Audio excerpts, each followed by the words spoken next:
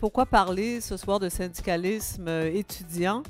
Eh bien, que la réalité du travail étudiant est complexe, vous le savez, au cœur même des problématiques croissantes de l'emploi, c'est-à-dire l'isolement des milieux de travail, la forte vulnérabilité des individus, la précarité des conditions.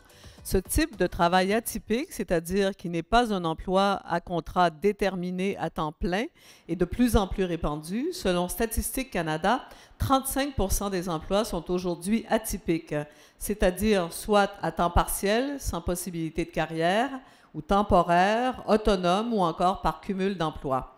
La syndicalisation en milieu étudiant est un phénomène nouveau au Québec qui connaît peu d'équivalents ailleurs dans le monde. Mais depuis une dizaine d'années, sur tous les campus du Québec, les campagnes de syndicalisation et de négociation étonnent par leur succès, même si elles sont souvent suivies de périodes d'apathie et de repli. Le syndicalisme étudiant en milieu universitaire est-il comparable au syndicalisme traditionnel? Des stratégies d'organisation différentes doivent être mises en place, mais lesquelles exactement? Alors, la discussion de ce soir vise à revoir l'histoire du syndicalisme étudiant, à étudier différentes formes de représentation collective et à distinguer entre syndicats et associations étudiantes. Nous tenterons de réfléchir en fait aux problématiques actuelles du travail étudiant et de comprendre les défis de la représentation syndicale dans ce milieu. En fait, ce soir, je suis très certainement la seule membre de ce panel à ne pas être une spécialiste du syndicalisme étudiant. Alors, qu'est-ce que je fais ici? Alors, on m'a demandé de vous présenter, au fond, de mettre un peu, de planter un peu le décor, d'expliquer ce qu'est l'emploi atypique et ses caractéristiques, et peut-être les défis particuliers qui se posent à la représentation des travailleurs et des travailleuses en situation d'emploi atypique. Alors, pour parler d'emploi atypique, bien, il faut d'abord se demander atypique par rapport à quoi? Alors, ça m'amène à vous exposer très brièvement ce que c'est qu'un emploi typique qui était, au fond, l'emploi répandu dans la période de l'après-guerre, l'après-Deuxième Guerre mondiale. Alors, on peut dire, pour résumer, que c'est une relation d'emploi binaire qui implique un salarié dont la caractéristique est d'être subordonné à son employeur, donc qui met en relation un salarié et un employeur unique clairement identifié. Ce salarié, comme le disait d'ailleurs Françoise en présentation, il est à temps complet, il travaille à durée indéterminée, il travaille le plus souvent dans les locaux de l'employeur. Sa situation correspond donc à un échange de sa subordination, de sa soumission à la volonté de l'employeur, contre des protections légales, des protections sociales, qu'on pense au régime de retraite, au régime d'assurance collective, etc. Et cette situation-là le distingue très clairement du travailleur indépendant ou autonome, qui, lui, est non subordonné et qui assume le risque et la responsabilité de s'en protéger. Et ce statut-là de travailleur autonome, il a décru tout au long du 20e siècle au profit du salariat, mais il a connu une croissance importante à partir des années 70-80. Alors, ce modèle d'emploi typique, c'est la norme à partir de laquelle ont été créées nos lois du travail, essentiellement dans l'après-guerre, et aussi nos régimes de protection sociale, qu'on pense à l'assurance chômage, aujourd'hui assurance emploi, qu'on pense aux accidents du travail, qu'on pense au régime de retraite, etc. Donc, parler de normes du salariat typique, ça ne signifie pas que tous y avaient accès. Par exemple, il y a eu longtemps l'exclusion des femmes et l'exclusion des minorités de ce type d'emploi. Cependant, dire que c'était une norme, c'est dire que c'était la situation jugée souhaitable, désirable, l'horizon, sinon la réalité, pour une majorité des actifs. Alors, cette situation d'emploi typique, qui était surtout le fait des chefs de ménage masculins, elle se transforme à partir des années 80, grosso modo, et ça recouvre trois types de phénomènes. D'abord, il y a une diversification au sein même du salariat. Alors, il y a de moins en moins d'emplois à temps complet, de plus en plus d'emplois à temps partiel et d'emplois temporaires de toutes sortes. Ça peut être saisonnier, occasionnel, sur appel, etc. Alors, très clairement, les salariés étudiants font partie de cette catégorie d'emploi temporaire. On a aussi, en deuxième lieu, la diversification des modes d'acquisition de la force de travail. Alors, de plus en plus, on peut faire travailler des gens, mais selon d'autres modalités qu'un contrat de travail. On peut les embaucher comme travailleurs autonomes, on peut les faire travailler comme franchisés, on peut les faire travailler, mais comme salariés, mais d'une autre instance, à savoir une agence de placement, par exemple. Et lié à ça, bien, effectivement, on a de plus en plus le développement de relations tripartites. Alors, je disais que le salariat typique, c'était une relation bipartite. On a de plus en plus une relation tripartite qui implique un intermédiaire. Par exemple, une agence de placement. Et autre exemple, bien, les relations de sous-traitance, où, au fond, l'employeur légal, celui qui embauche les salariés, ce n'est pas celui qui a le pouvoir de déterminer les conditions de travail in fine, puisque ce pouvoir-là, c'est le donneur d'ordre qui met en concurrence différents sous-traitants qui l'a. Alors, ce tableau, moi, je le trouve très intéressant, très inspirant. Alors, vous avez deux axes. Au croisement des deux axes, vous avez l'emploi typique que je viens de décrire. Donc, on a un salarié avec un employeur.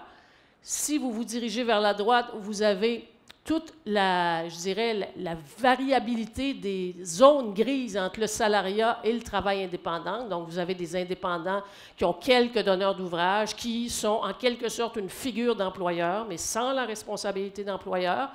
Donc, vous avez en quelque sorte des indépendants qui, dans les faits, ne sont pas du tout ou très peu autonomes.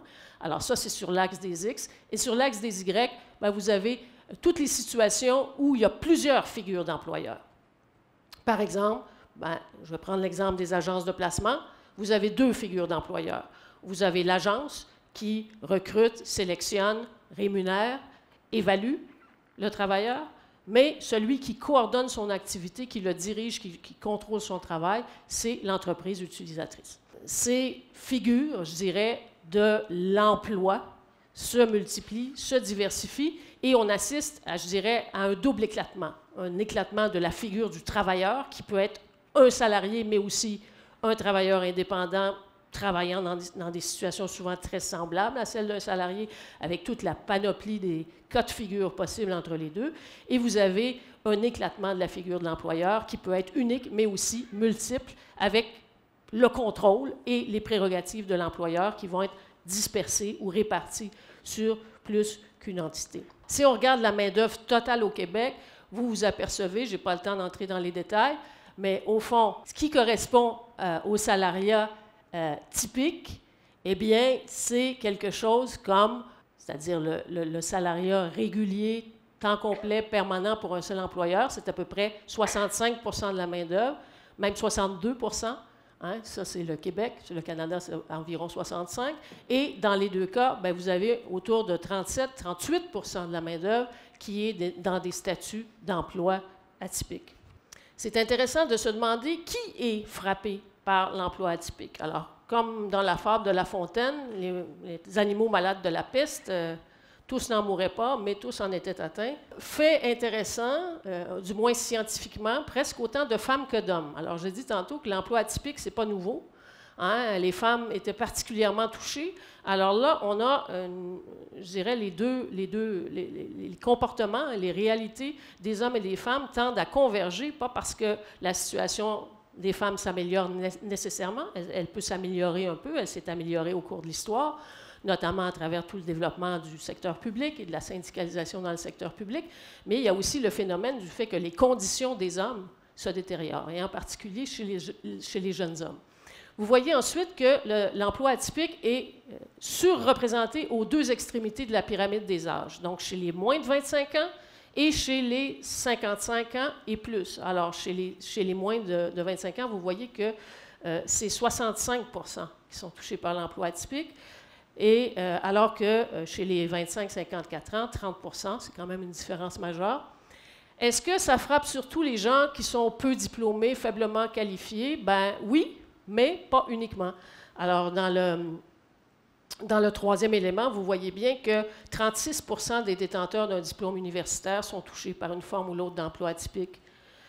C'est la même chose quand on regarde les différents secteurs. Souvent, on va dire, ah ben l'emploi atypique, bien sûr, c'est dans les boutiques, les restaurants, les hôtels, on connaît bien. Oui, tout ça, c'est vrai. Mais si vous regardez dans mes stats, il y a un taux d'atypie de 42 % en enseignement. Alors, en enseignement, vous pouvez inclure les chargés de cours, les travailleurs et travailleuses étudiants dont on parle aujourd'hui, les suppléants et les divers statuts de temps partiel chez les enseignants du primaire et du secondaire, ainsi qu'au cégep. Donc, il faut en quelque sorte rompre avec une vision à l'effet que ce travail atypique serait limité à des segments particuliers de la main-d'œuvre. Il touche l'ensemble, mais avec bien sûr des accents particuliers, notamment chez les jeunes. Cette figure-là, évidemment, elle est présente dans les statistiques, mais les statistiques que j'ai présentées, elles ne reflètent qu'un pan de la réalité. Par exemple, elles n'incluent pas, ces statistiques, toutes les relations de sous-traitance qui sont associées à des conditions d'emploi très précaires. Alors oui, les statistiques, c'est intéressant, mais il faut retenir qu'il y a aussi des gens qui, statistiquement, sont classés parmi les travailleurs permanents à temps complet, etc., mais qui sont dans des situations de précarité réelle, notamment en termes d'instabilité d'emploi et d'instabilité du revenu. Donc, je veux bien qu'on retienne les statistiques, mais je veux qu'on retienne aussi que ça reflète seulement une partie de la réalité de l'atypie en emploi. Est-ce que l'atypie et la précarité, c'est la même chose? C'est deux concepts différents, mais on peut très certainement affirmer qu'il y a une surreprésentation de travailleurs précaires chez les atypiques. Parce que quand on parle de précaires, on parle de quoi? On parle de 4 caractéristiques.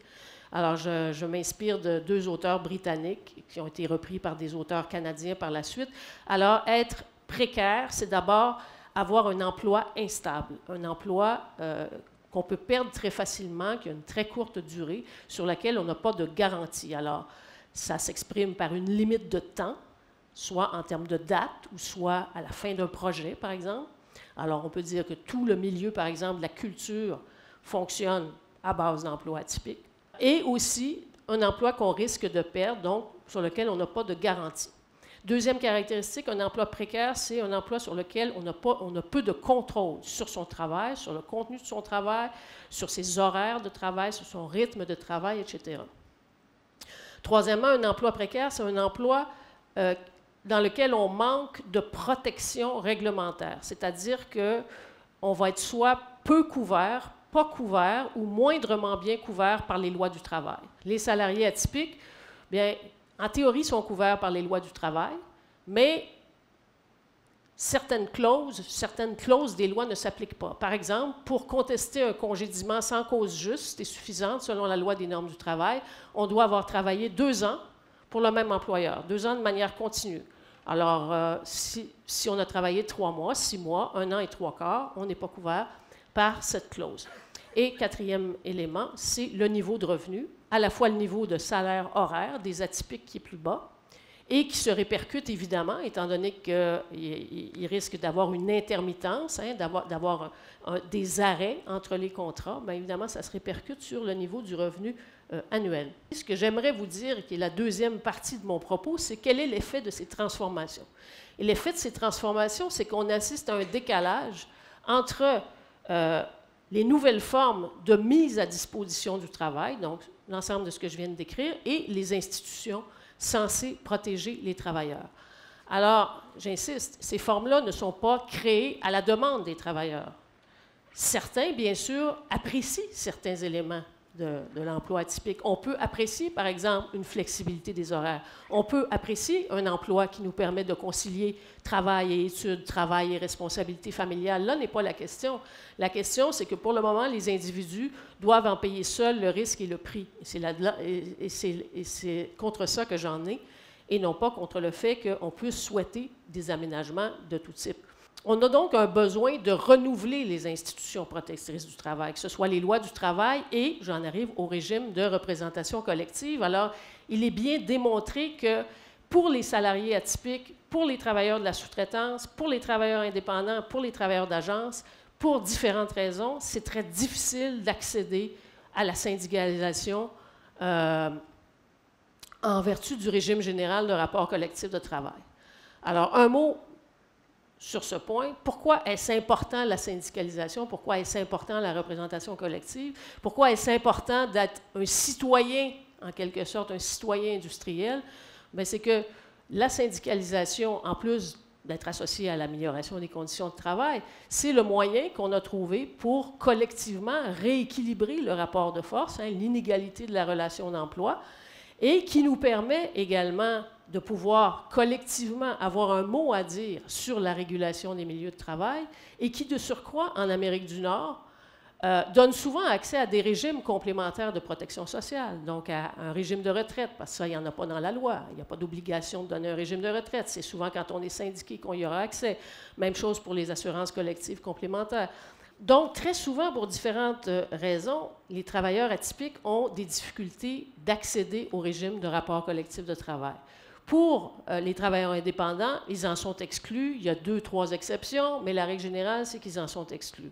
Pour les travailleurs qui ont des courtes durées d'emploi chez un même employeur, bien, le problème, c'est souvent qu'ils sont de façon trop limitée dans le milieu de travail pour tirer pleinement parti des avantages de la syndicalisation, et souvent leur fort taux de roulement et aussi la crainte de ne pas être réembauchés les tiendra éloignés de l'action collective. Dans le cas des travailleurs d'agence, vient s'ajouter je dirais, la double figure d'employeur. Le droit, lui, il cherche un employeur, lequel est vraiment l'employeur, alors qu'il y a 2 entités, en quelque sorte, qui jouent le rôle de l'employeur. Donc, qu'est-ce qui empêche l'accès à la représentation collective? Bien, c'est probablement une partie de la réponse vient de la façon dont notre régime de rapport collectif de travail est conçu. Il est taillé sur mesure pour le salarié typique qui est à temps plein sur une longue durée dans le milieu de travail et qui tirera le maximum de bénéfices de la syndicalisation en vertu du Code du travail. Les autres, comme je le disais, c'est beaucoup plus difficile soit d'y avoir accès, soit d'en tirer pleinement les fruits. On a, à côté du régime général, tenté de développer des régimes sectoriels, comme dans le cas des artistes ou des responsables de services de garde en milieu familial, pour faire en sorte de faciliter. Hein? Ça serait très difficile pour un artiste qui a 20 employeurs différents dans l'année d'être syndiqué avec un seul et de devoir reprendre la procédure avec 19 autres employeurs. Alors, d'avoir un régime sectoriel, c'est aidant. Je vous dirais que les auxiliaires d'enseignement et de recherche, qui se sont donc syndiqués dans ces structures dont on va vous parler à l'instant, ils sont un exemple atypique au sein de l'atypie. Autrement dit, ce sont des travailleurs atypiques par la mobilité, par la courte durée de leurs engagements, liés notamment au fait que quand on pense aux assistants de recherche, les subventions qui permettent de les embaucher sont non récurrentes. Donc, je dirais, c'est une caractéristique très particulière, hein? Des emplois financés avec des sources non récurrentes. Ça explique en partie la courte durée de leur contrat, pas uniquement. Je parlerai même non pas de brouillage de la figure de l'employeur au sens juridique du terme, parce qu'il n'y a pas plusieurs employeurs. L'employeur juridique, c'est l'université. Mais il y a souvent un double rôle. Hein. Il y a l'université, mais il y a le directeur de recherche qui, dans les faits, organise le travail, puis souvent un double chapeau parce que ça peut être le directeur, la directrice de thèse. Enfin, il y a une particularité, il y a une singularité de ces relations. Alors, je vous dirais que dans la littérature sur la syndicalisation des travailleurs atypiques, on n'aurait fait qu'une bouchée de ces gens-là. On ne leur aurait pas donné un grand espoir de succès. Or, comme il a été mentionné en introduction, non seulement ils ont réussi à se syndiquer, mais ils ont réussi à le faire en vertu du régime général.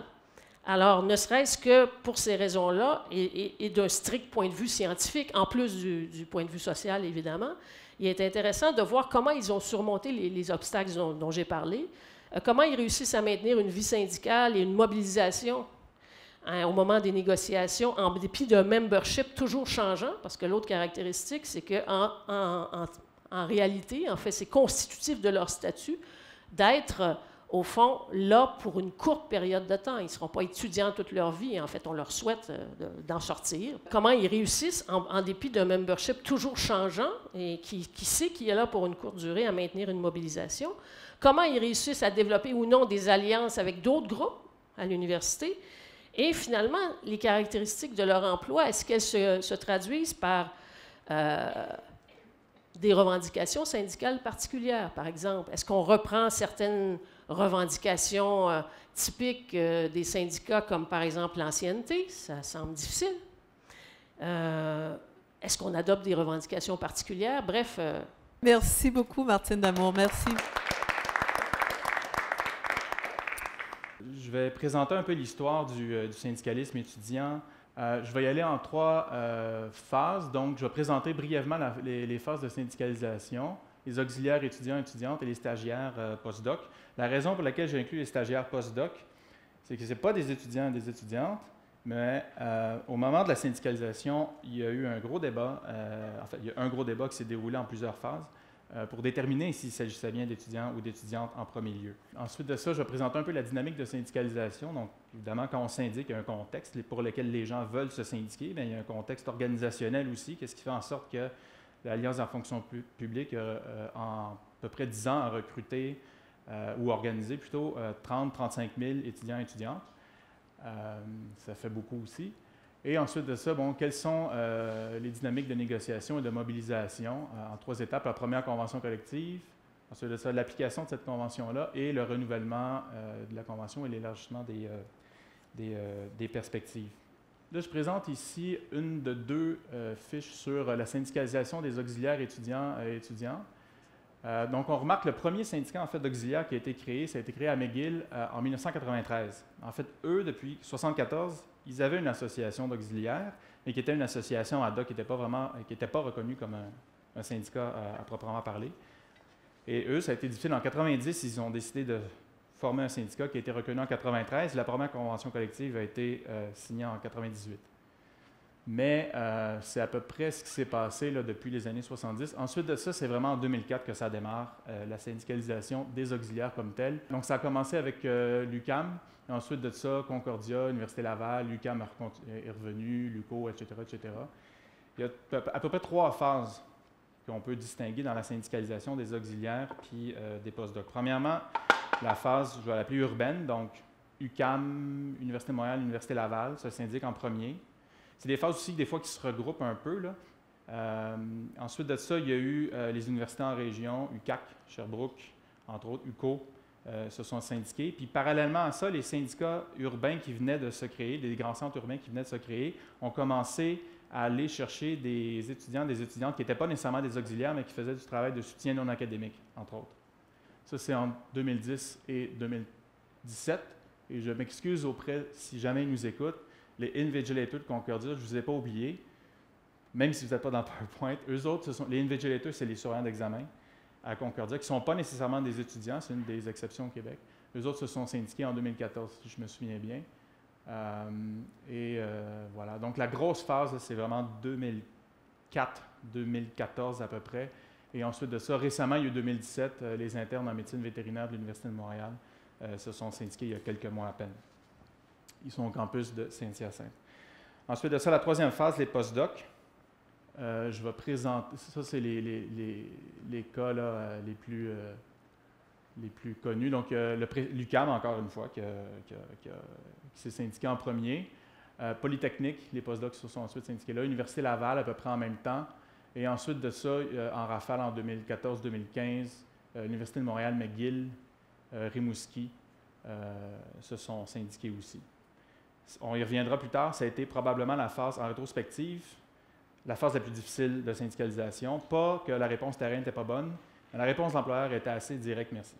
Moi, je vais juste présenter une petite affiche de l'époque, c'est-tu 2004-2005, qui exprime un peu, quant à moi, là, les principales revendications qu'il y avait à cette époque-là. C'est un chèque de paye de l'UQAM, j'imagine, qui ont changé. En fait, maintenant, c'est en informatique.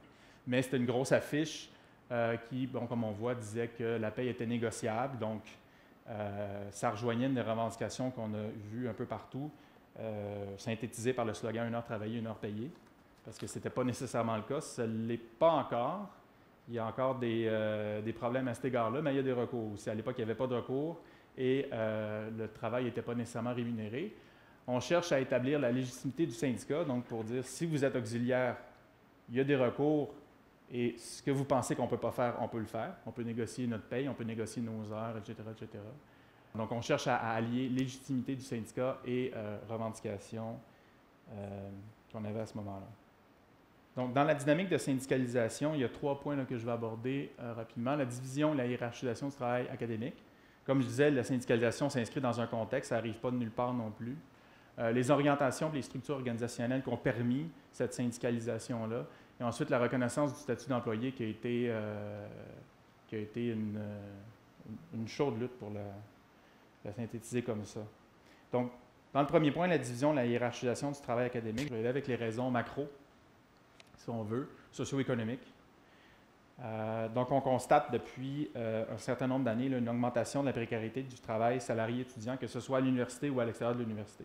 Dans les données que j'ai, qui datent de 2012, donc on peut penser que ça s'est soit maintenu, soit aggravé, il y a 41% des étudiants et des étudiantes qui ont besoin de travailler plus de 20 heures par semaine à l'extérieur de l'université pour arriver à boucler leur budget. Entre 1978 et 2012, on remarque aussi que strictement pour payer les frais de scolarité, si on prend le travail étudiant à temps plein, si on convertit à temps plein, on est passé de 4 à presque 7 semaines juste pour pouvoir, dans une année, payer ses frais de scolarité. Les conditions de travail sont inégales à ce moment-là. Et il y a aussi cette double dépendance-là entre le professeur qui peut être aussi directeur ou directrice de mémoire puis de thèse, et en même temps l'employeur qui vient jouer là-dedans. Au début, il n'y a aucune protection en matière de propriété intellectuelle. Il y a des problèmes en santé et sécurité, particulièrement dans les laboratoires de recherche. Et encore là, le travail qui est fait n'est pas nécessairement rémunéré.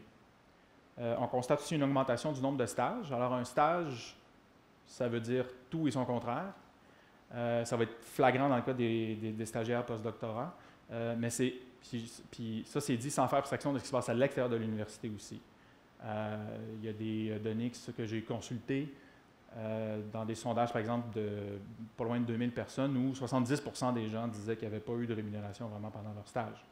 Donc, l'université va utiliser les stagiaires postdoctoraux qu'on va voir comme des employés professionnels de recherche sans les embaucher à titre de professionnels de recherche. Et à ce titre-là, quand on est stagiaire, on n'a pas accès au RRQ, au RQAP, à l'assurance-emploi, etc., etc. Et à partir du moment où les postdoctorants vont se mettre à payer de l'impôt suite à une directive fédérale en 2006, ils vont commencer à se dire comment ça fait que je paie de l'impôt, mais qu'en retour, je n'ai pas accès à aucun des bénéfices sociaux que n'importe quel employé qui paie des impôts normalement a droit. Il y a de plus en plus d'entreprises qui n'embauchent pas de personnes en recherche et développement et qui vont subventionner les universités pour le faire. Ça leur coûte beaucoup moins cher. C'est les universités qui sont prises avec le problème justement des bénéfices sociaux. C'est les universités qui sont l'employeur. Donc, à certains moments, vous pouvez vérifier ça. Il y a des entreprises qui ferment leur département de recherche et de développement. Puis quelques mois, quelques années plus tard, on apprend qu'il y a un gros don qui a été fait à l'université pour faire à peu près ce qu'ils faisaient déjà.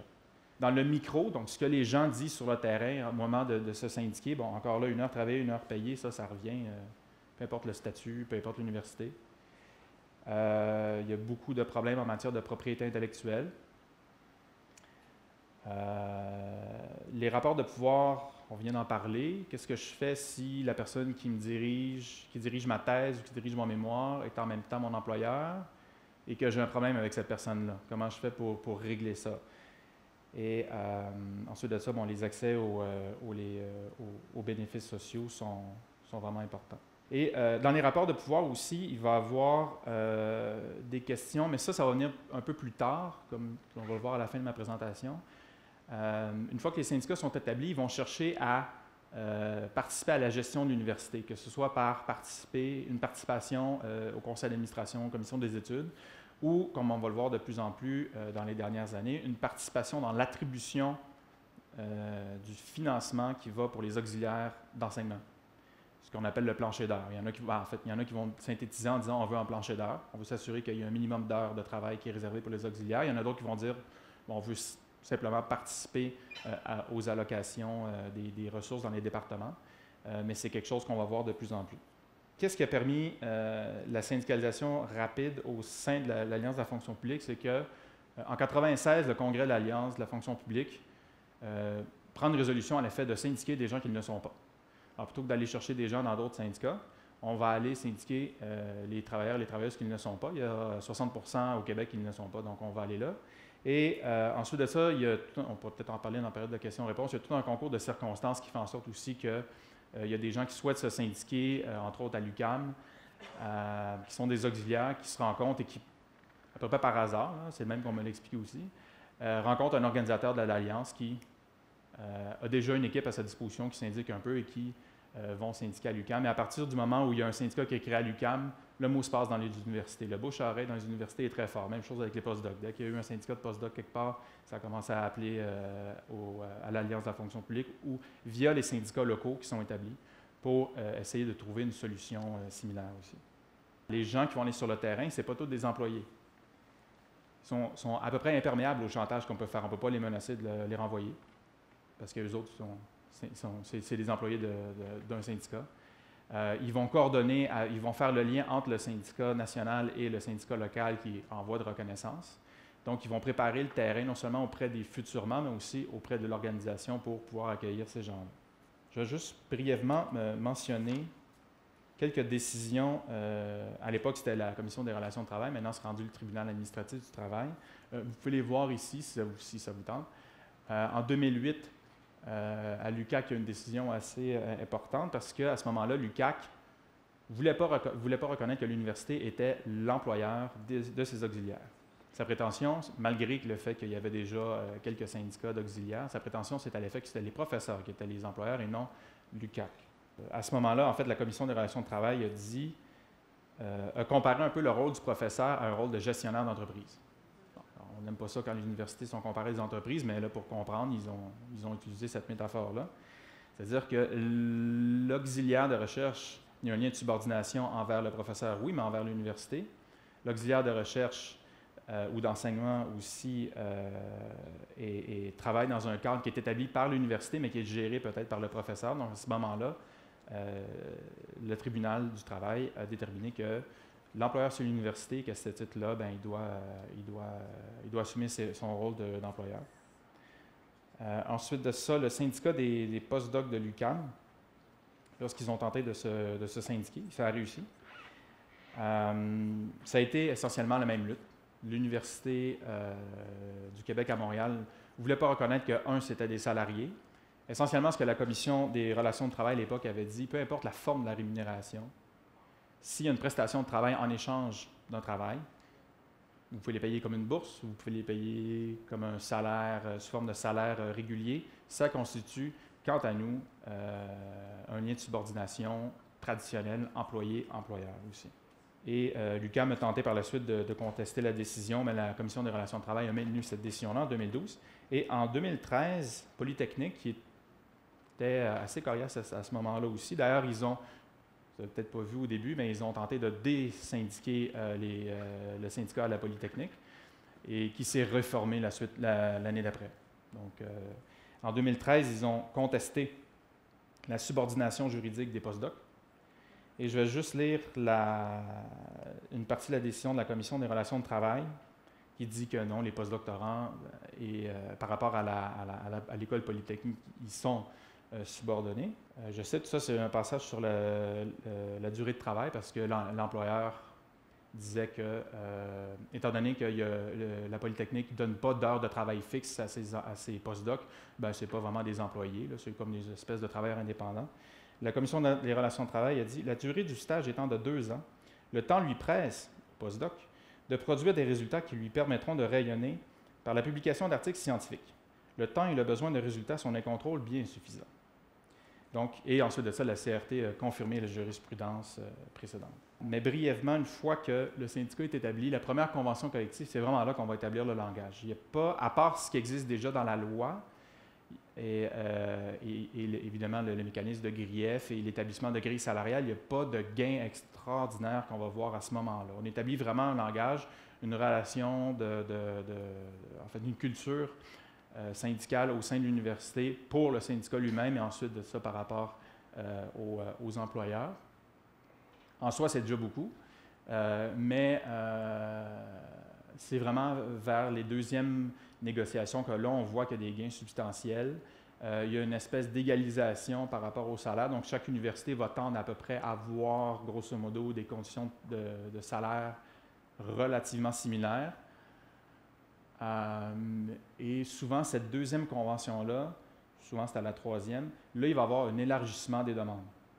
Par exemple, le 15 de l'heure, on en a parlé tout à l'heure, le 15 de l'heure, ça a été la demande numéro 1 des syndicats dans la dernière ronde qu'il y a eu, parce qu'en même temps, les syndicats négocient à peu près tout en même temps. Ce n'était pas voulu au début, mais finalement, les dates font en sorte qu'il y a à peu près un blitz de 2 ans de négociation à chaque 3-4 ans qui revient dans les syndicats d'auxiliaires. Et la demande du 15 de l'heure a été le fer de lance du dernier blitz. Ça a servi aussi, en fait, de base de solidarité entre syndicats atypiques. que ce soit université ou non. Pourquoi existe-t-il des syndicats représentant des travailleurs et des travailleuses étudiantes dans les universités? C'est vrai, ces personnes-là sont pourtant déjà représentées par une association étudiante. À quoi bon une deuxième représentation? À quoi bon une deuxième cotisation? C'est en effet l'essentiel, je vous dirais, du discours que plusieurs tenaient lorsque les travailleuses et travailleurs étudiants ont commencé à vouloir s'organiser et ont commencé à vouloir se syndiquer. Et c'est malheureusement encore le discours de l'Université Laval pour donner une place au syndicat des travailleurs étudiants et postdoctoraux. Dans le temps qui m'est imparti, je vais tenter de vous expliquer la nature des différences qui existent entre les associations étudiantes et les syndicats étudiants, mais aussi en quoi leurs missions peuvent converger, puis comment les deux, en travaillant ensemble, tout en restant dans son champ d'expertise, peuvent mutuellement s'aider. Comme ici à l'Université Laval, la collaboration des associations étudiantes et des syndicats étudiants a pu être bénéfique. Donc, commençons par les différences. Je vous dirais que ce qui différencie à la base des associations étudiantes des syndicats étudiants, ça peut se résumer à 2 points. D'une part, la mission, puis d'autre part, l'encadrement législatif. De fait, pour différencier, la mission, il est primordial de différencier à la base 2 mots, soit le mot travailleur ou travailleuse et le mot étudiant-étudiant.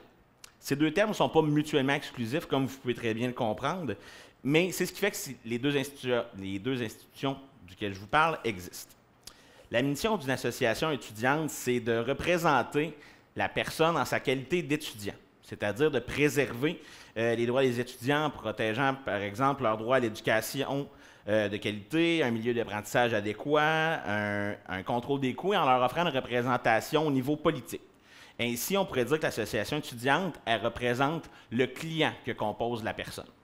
À l'inverse, le syndicat étudiant, lui, vient représenter la personne en tant que travailleur. Certes, pour être membre d'un syndicat étudiant, il faut être et à la fois étudiant et à la fois travailleur, mais la mission du syndicat n'est pas de représenter le client que constitue la personne, mais bien l'employé de l'université qu'elle constitue. Le syndicat étudiant, lui, va représenter les droits des travailleurs, c'est-à-dire les droits à des conditions de travail adéquates, le droit à un milieu de travail exempt d'harcèlement psychologique et un droit à un milieu de travail sécuritaire, si je peux prendre ça comme exemple. On comprend ici donc que la mission est différente, même si les deux institutions représentent la même personne qui est à la fois le client et l'employé. Il doit donc y avoir une différence au niveau de la représentation de ces statuts. Une seule institution ne peut pas remplir ces 2 rôles à la fois. Deuxièmement, je crois qu'il est important de parler de la différence quant à l'encadrement législatif. De fait, c'est 2 lois totalement différentes qui viennent encadrer ces 2 types d'institutions. Du côté de l'association étudiante, on parle de la loi sur l'accréditation et le financement des associations d'élèves et d'étudiants, alors que pour les syndicats étudiants, on parle bien entendu du Code du travail du Québec. Celle qui encadre les associations étudiantes, je pense que le nom de la loi est assez clair, c'est la loi qui encadre l'accréditation et le financement. Donc, le seul objectif de cette loi-là, c'est d'encadrer ces 2 points-là précisément. On ne vient pas encadrer les relations qui vont se dérouler entre l'université et les associations, on va simplement venir encadrer leur accréditation et leur financement. À l'inverse, c'est vrai que du côté du Code du travail, lorsqu'on parle des syndicats étudiants, on vient encadrer l'accréditation. On vient encadrer aussi le financement par la formule REND.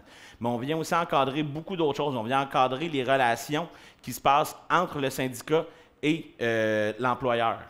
Parce que, contrairement à l'association étudiante, le syndicat, lui, a un objectif clair, précis, concret. Il y en a plusieurs, mais il y en a un de base qui est d'en arriver à une convention collective. C'est pourquoi le Code du travail, lui, prévoit que les négociations doivent être faites avec diligence et bonne foi, et ça fait qu'il y a des mécanismes qui sont prévus afin d'aider les parties à en arriver à une entente. En dehors de ce cadre, donc en dehors du cadre du Code du travail, si par exemple les conditions de travail des travailleurs et travailleuses étudiants étaient négociées par les associations étudiantes, rien ne viendrait obliger l'employeur à s'asseoir à une table de négociation, rien ne viendrait l'obliger à en arriver à une solution ou à une solution satisfaisante pour les 2 parties. Il n'y a aucune loi qui viendrait l'obliger, contrairement au Code du travail qui, lui, vient obliger les 2 parties à, oui, s'asseoir à la même table, mais à vraiment et littéralement négocier. Donc, là, je vous parle bien des différences, mais il est clair qu'il existe des intérêts convergents pour les deux institutions. De fait, ils représentent les mêmes personnes, donc ça en fait des alliés tout à fait naturels. Il faut comprendre que la différence des institutions n'en font pas des concurrents. L'association étudiante n'est pas en concurrence avec le syndicat étudiant et vice-versa. Un avancé ou un gain pour un ne signifie pas un recul ou une perte pour l'autre, bien au contraire, souvent, comme je dis, c'est complémentaire. le travail ensemble, ça peut être très bénéfique, surtout lorsqu'on aborde l'aspect des communications. À cet égard, les associations étudiantes ont 2 avantages que les syndicats étudiants n'ont pas, c'est-à-dire la proximité et l'universalité. Quand je parle de proximité, ce que je veux dire, puis je vais prendre l'exemple ici à l'Université Laval, étant donné que c'est celle que je connais, si on prend l'exemple de l'Allier. Bien, l'Allier, elle vient représenter tous les étudiants et étudiantes du 2e et du 3e cycle à l'université. Mais en plus d'être représenté par l'Allier, dans la plupart des départements en faculté, l'étudiant va être représenté par une association facultaire ou départementale. Ce que ça vient faire, c'est que ça vient créer une proximité, ça vient créer des groupes plus petits auxquels on a plus accès aux étudiants. À l'inverse, le syndicat, lui, représente l'ensemble des travailleurs. Il n'y a pas le syndicat de la faculté de médecine, le syndicat de la faculté de génie, c'est le syndicat pour tous les travailleurs étudiants. Certes, et je ne veux pas enlever l'importance qui existe des réseaux de délégués, mais ça reste quand même toujours un travail plus difficile que les associations départementales ont. Donc, s'il y a une bonne entente, s'il y a une synergie entre le syndicat étudiant et les associations étudiantes, bien, les associations étudiantes peuvent être des collaborateurs des syndicats, puis ainsi leur permettre de passer le message des syndicats à leurs membres. Ça me fait aussi aller vers l'universalité. Lorsqu'on est étudiant, on est automatiquement représenté par une association étudiante, peu importe où on est. Si on est au premier cycle, on va en avoir une, souvent on va avoir une triple représentation, au niveau du département, au niveau de la faculté, et on va avoir la CADEL qui est la Confédération des associations étudiantes. Au 2e, 3e cycle, on va avoir l'Allier, en plus, comme je vous disais, des associations départementales et ou facultaires. Ce que ça vient faire, c'est qu'on cherche beaucoup moins les membres. On a juste à trouver les étudiants qu'on représente et c'est tout ceux-là qu'on représente. À l'inverse, les syndicats étudiants, eux, je vais prendre encore l'exemple de l'Université Laval et on me reprendra, si mes stats ne sont pas bonnes, mais représentent environ 10 % des étudiants. Donc déjà là, devoir trouver des étudiants qui sont travailleurs, ça devient déjà plus difficile, surtout si on prend en considération, un peu comme Jonathan l'a dit tout à l'heure, qu'il y a un bon taux de roulement au niveau des étudiants. Les contrats sont à court terme. Souvent, quelqu'un qui est auxiliaire aujourd'hui va l'être la semaine prochaine, mais pas l'autre semaine d'après, puis dans 3 semaines, il va redevenir auxiliaire. Donc pour un syndicat, ces personnes-là deviennent très dures à rejoindre. Tandis que si on fonctionne avec les associations étudiantes qui, elles, ont toujours ce bassin de monde-là, un peu comme pour la proximité, l'association étudiante peut faire profiter du syndicat du lien qu'il y a avec ses membres. Là, je vous présente ici surtout les avantages au syndicat d'avoir une collaboration avec les associations étudiantes. Par contre, l'association en retire aussi, elle, des avantages, parce qu'une de ses missions à l'association étudiante, c'est d'informer ses membres. Mais vous seriez surpris de savoir le nombre d'étudiants, puis là, je ne parle pas juste de l'Université Laval, dans n'importe quelle université au Québec, qui ne sait pas qu'il en existe des emplois d'auxiliaires de recherche, qui ne sait pas qu'il en existe des emplois d'auxiliaires d'enseignement, même auxiliaires administratifs. Bien, en collaborant avec le syndicat étudiant, en faisant passer le message du syndicat étudiant, l'association étudiante, elle vient réaliser son objectif, elle vient réaliser sa mission d'information. Parce que d'être auxiliaire, oui, c'est intéressant parce que ton travail est à la même place que tu étudies, oui, c'est bien, mais ça apporte aussi beaucoup à la formation qu'on va avoir lors de notre passage universitaire. Donc, le fait de collaborer ensemble, les deux institutions en retirent quelque chose. Là, je vais vous donner un exemple concret de qu'est-ce que ça peut donner quand les associations étudiantes puis les syndicats étudiants décident de travailler ensemble. Lors de la dernière négociation qui a eu lieu en 2015, la collaboration qu'il y a eu entre les associations étudiantes et le SAR à l'époque a été clairement un point majeur et des points tournants dans la négociation. Là, je vais vous donner des exemples qu'il y a avec la CADEL et avec l'Allier, donc avec les associations vraiment des cycles, mais je ne voudrais pas passer sous silence toute la collaboration et le travail qui a été fait au niveau des associations départementales et facultaires, qui ont été vraiment d'un très grand soutien, mais je voulais vous donner aujourd'hui les exemples des associations avec les grandes associations. Avant de rentrer dans l'exemple concret, je veux quand même juste vous remettre en contexte pour comprendre les tenants aboutissants de cette négo-là. Pour les auxiliaires, c'était une négociation importante, c'était le 2e renouvellement. Un peu comme Jonathan l'a dit, c'est le moment où on élargit les perspectives. On a écrit le langage, on s'est donné une légitimité. Là, il faut qu'on élargisse les perspectives. Et lors de la négociation précédente, il y avait malheureusement eu des pertes par rapport à la première négociation. Et la pensée qu'on avait à l'époque, c'est si on ne retrouve pas ces points-là, on ne les retrouvera jamais parce que ça va faire 2 conventions sur 3 qu'on ne l'aura pas eu. On ne l'aura plus jamais. Donc, cette négociation-là était très importante. Il faut aussi se remettre en contexte que cette négociation-là a commencé en 2014. Donc, quelques mois après l'élection du dernier gouvernement libéral en date, le premier règne M. Philippe Couillard. Pour ceux qui se souviennent, à l'époque, le mot chouchou de notre gouvernement était austérité. Oui, l'austérité qui nous permet aujourd'hui de donner plein de beaux cadeaux en cette année électorale. Fin du commentaire éditorial. Coupe par-dessus coupe par-dessus coupe, c'est comme ça que ça se traduisait l'austérité libérale dans les universités. Quand on allait commencer la négociation avec le SAR à l'époque, 2 fois dans 3 mois, l'université se faisait couper son budget de fonctionnement pour l'année en cours. Ça voulait dire, on ne vous coupe pas pour l'année prochaine, vous avez déjà dépensé de l'argent, mais on vous en enlève déjà. Donc ça faisait que nous, on était prêts à négocier. Notre cahier de demande était prêt, on voulait négocier, mais l'Université Laval, elle, se retirait toujours de la table devant refaire son cahier de proposition à chaque fois parce que son cadre financier ne cessait de changer.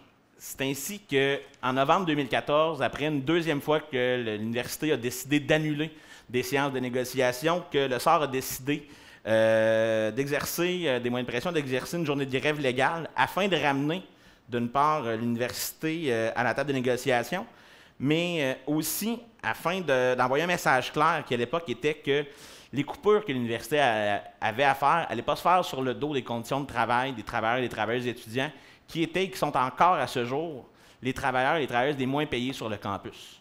On ne voulait pas être victime du timing qui faisait que nous, on négociait quand eux se faisaient couper leur budget. Donc, le SAR, on a décidé de faire une grève cette année-là. La première grève légale qui a eu lieu dans l'histoire des syndicats étudiants et étudiantes du Québec. Il y en a eu d'autres depuis, mais c'était la première à l'époque. C'est ici que l'importance des associations étudiantes prend tout son sens. Lorsqu'on a pris la décision de faire la grève à l'époque, on a pris cette décision-là un jeudi après-midi. Le vendredi après-midi, il y avait un caucus de la CADEL. Pour ceux qui ne sont pas au fait de comment fonctionne la CADEL, c'est un caucus qui réunit des représentants de toutes les associations. Bien, cet après-midi-là, on est allé faire une présentation devant le caucus de la CADEL pour leur expliquer notre situation, qu'on était rendu à exercer des moyens de pression et pourquoi on voulait le faire. Bien, on a eu 2 résultats qui nous ont franchement aidés dans la négociation. Premièrement, lors de ce caucus-là, la CADEL a pris position et nous a appuyés dans notre démarche, dans nos demandes et dans notre démarche de faire une grève. Ça, ce que ça voulait dire, c'est que oui, les auxiliaires allaient sortir une journée en grève, mais ça voulait dire qu'on avait l'appui de 30 000 personnes sur le campus. Donc, ça voulait dire que ce n'était pas juste les auxiliaires, ce n'était pas juste les travailleurs qui trouvaient qu'on méritait plus et qui trouvaient qu'on méritait mieux. C'était l'ensemble de la communauté universitaire. Donc, déjà là, ça nous a donné un gros coup de pouce. Mais l'autre effet qu'on n'avait pas vu à l'époque, mais qui, au final, nous a beaucoup aidé aussi, c'est un mouvement de grève de solidarité. Après avoir fait la présentation devant les exécutants qui étaient présents, bien, il y a des vice-présidents externes, vice-présidentes externes qui sont retournés dans leur association, qui ont dit, regardez, ces personnes-là, vous n'êtes peut-être pas auxiliaires, mais vous allez peut-être être la session prochaine, ou peut-être quand vous allez arriver à la maîtrise ou au doctorat, vous allez peut-être l'être, bien, on devrait être solidaire avec eux, puis c'est ce qui est arrivé. Donc, ces associations étudiantes-là ont décidé cette journée-là de débrayer, de sortir elles aussi en grève en appui au SAR. Donc, encore une fois, ça venait donner de la légitimité aux actions qu'on posait.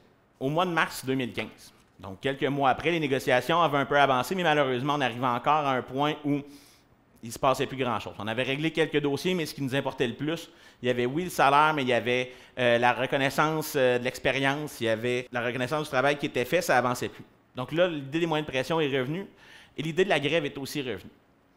Cette fois-là, une grève d'une journée, ça n'allait pas être assez. Cette fois-là, si on sortait, bien, on sortait, puis on allait rentrer quand on allait avoir une entente. Donc, c'était quelque chose de gros, ça ne s'était jamais fait à l'époque. Encore une fois, les associations étudiantes ont été de notre côté. Oui, un peu comme la dernière fois, il y a des associations étudiantes qui ont décidé de prendre des votes de grève. Ça se déroulait en même temps que le mouvement Printemps 2015 qui était dans la lutte contre l'austérité. Donc, les associations étudiantes prenaient des votes de grève, mais prenaient aussi des votes de grève en appui au SAR disant si le SAR sort, je sais que ça sonne mal, si le SAR sort, nous, on va sortir en même temps qu'eux, puis nous, on ne rentrera pas tant qu'eux n'auront pas rentré, donc tant qu'eux n'auront pas des conditions de travail convenables. Déjà là, d'avoir des appuis comme ça, des associations départementales ou facultaires, c'était quelque chose de gros. Mais là où la solidarité entre les associations et les syndicats a vraiment paru, c'est un soir d'avril 2015, c'était l'allié ce soir-là qui était en Assemblée générale pour parler de printemps 2015, de faire une grève contre l'austérité. Puis ce soir-là, le point de faire une grève de solidarité avec le SAR a été pris. Puis ce soir-là, ben, les étudiants de l'Allié ont voté pour. Donc, ça voulait dire que si le SAR sortait en grève, le 2e et le 3e cycle de l'Université Laval sortaient en grève en même temps que le SAR. Est-ce que je peux vous dire que quand on a rencontré l'employeur et qu'on lui a dit « Allez voir vos mandants, puis demandez-leur si en plus d'avoir tous leurs travailleurs étudiants, s'ils veulent avoir 2 des 3 cycles en grève au mois d'avril, à la fin d'une session, allez les voir, demandez-leur si ça les intéresse, puis venez nous revoir après. » 2 jours après, on avait une entente.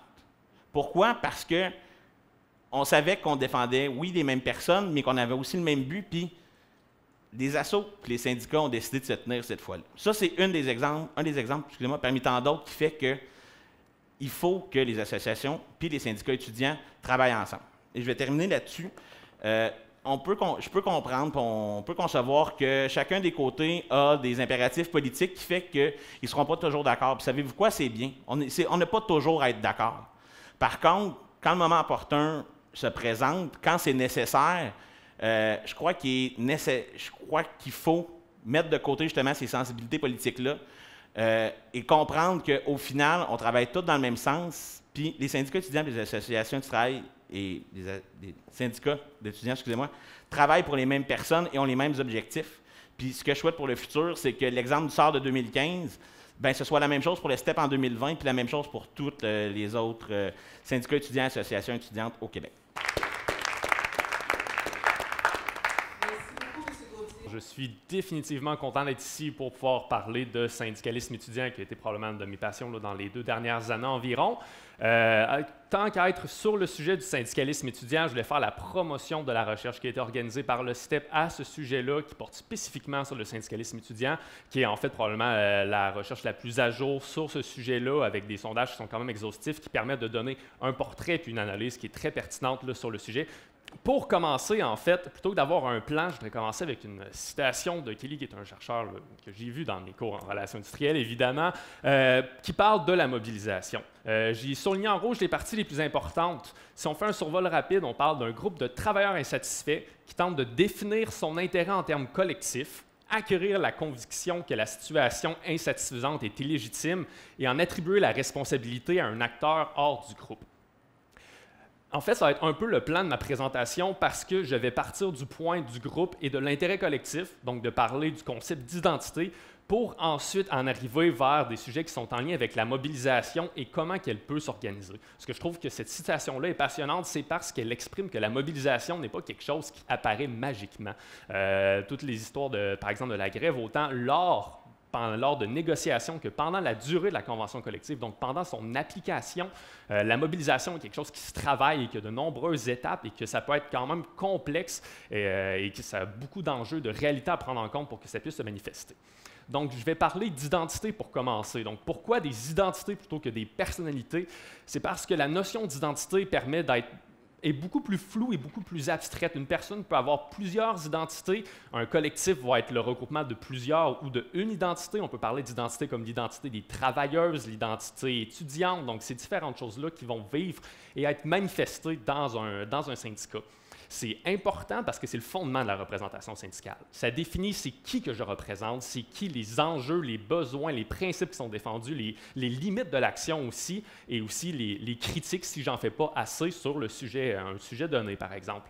Et ça amène aussi une forme de double rôle du syndicat qui se retrouve à représenter le collectif, donc porter ses enjeux et ses demandes, les besoins du collectif, et en même temps tenter de développer ce collectif-là pour que les gens soient plus engagés, soient plus mobilisés, puis trouvent leurs points communs et, pour être franc, viennent s'asseoir en assemblée générale pour vouloir parler du syndicalisme. Donc, il y a une certaine façon que dans le rôle du syndicat puis de l'exécutif, surtout à ce moment-là, de maintien du statu quo, dans le sens de faire ce qui est attendu et en même temps de développer des attentes, de développer de l'engagement, ce qui peut parfois être paradoxal.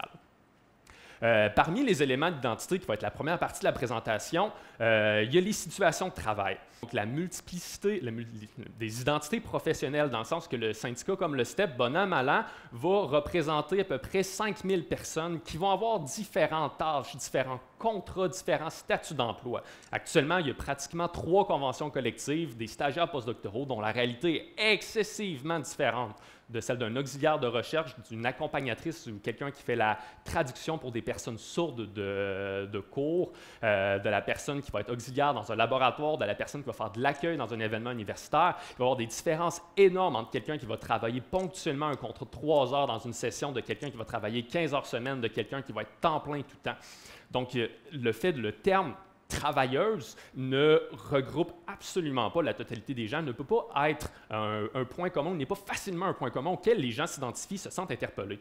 À cela s'ajoute aussi la précarité qui a été mentionnée de différentes façons. Donc, je n'approfondirai pas nécessairement la situation, mais au niveau du temps partiel, par exemple, qui est littéralement qui est obligatoire, il y a un maximum d'heures souvent qui est prévu dans la convention collective que quelqu'un ne peut pas dépasser. Le renouvellement des contrats qui est toujours relativement douteux. L'attribution des contrats qui est encore plus complexe. Donc, la personne ne sait pas. La travailleuse ne sait pas nécessairement quand est-ce qu'elle va avoir un contrat, si elle en a un nouveau. Les droits d'ancienneté sont encore naissants et sont difficilement applicables, même s'ils sont écrits dans la convention collective. Les autres identités qui existent, donc en dehors de simplement l'identité liée au travail, on parle de la plupart des enjeux qui sont vécus à l'université, ce qui amène une autre particularité du travail étudiant, le fait que les enjeux féminisme, antiracistes, écologiques, LGBTQ, etc., il y a beaucoup d'autres revendications, beaucoup d'autres identités qui sont vécues, qui sont portées et qui sont sujets à de la mobilisation à l'université.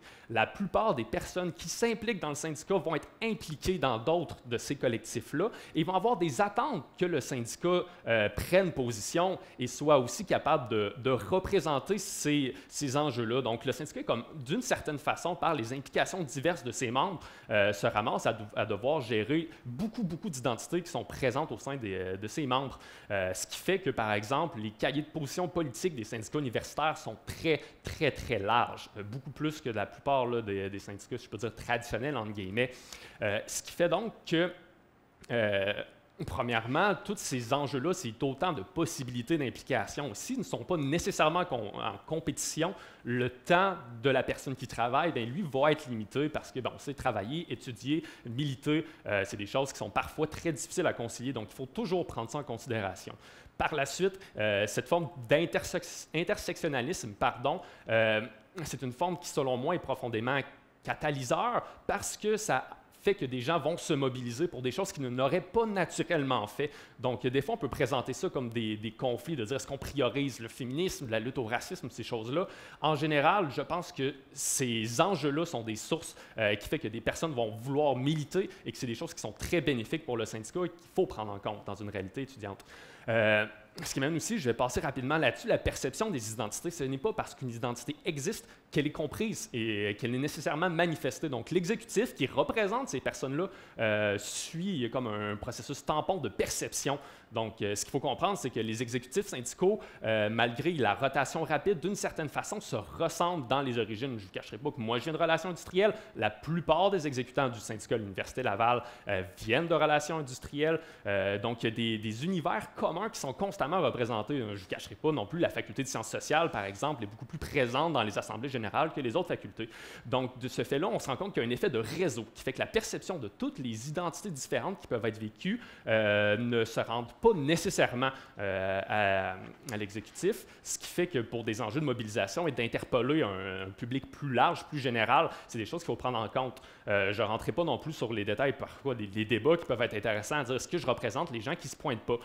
Ça, c'est un tout autre sujet, mais il faut prendre en compte qu'il y en a une très grande majorité qui ne se pointent pas. L'identité étudiante, bien évidemment, c'est dans le titre même du nouveau nom du SAR, qui est maintenant le STEP, on parle de travailleuse étudiante.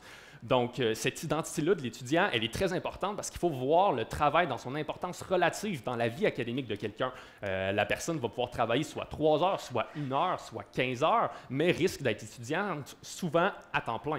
Donc, d'être toujours à l'université. Donc, l'importance de vouloir se battre pour un droit ou pour un contrat que tu vis seulement 3 heures par semaine, 1 heure, s'il y en a qui cumulent des travails à l'extérieur de l'université, ça freine grandement l'engagement pour plusieurs personnes. Ensuite, un autre élément très particulier, c'est la présence sur le milieu de travail. Une personne qui ne travaille pas va quand même passer ses journées sur le milieu de travail. Ça ouvre les portes à tellement de potentiel d'activité et d'organisation qui est unique au milieu et qui donne un champ de mobilisation complètement différent. Puis ça fait aussi que parfois, je vais revenir là-dessus un peu plus tard, que les identités entre le travail et l'étude peuvent être en opposition justement, parce que pour un contrat de 3 heures, est-ce que je vais faire chier mon professeur en portant plainte, etc., alors que je passe beaucoup plus de temps avec lui sur un point de vue académique? Ce qui m'amène au point, évidemment, de la relation d'encadrement qui a été un petit peu abordée par Jonathan et que j'aimerais vraiment le souligner. Je vais avoir une autre diapositive qui va s'appeler relation d'encadrement plus tard, à quel point c'est fondamental dans la représentation d'étudiantes. Le lien pédagogique et contractuel est central dans la façon que la personne aborde son rapport au syndicalisme.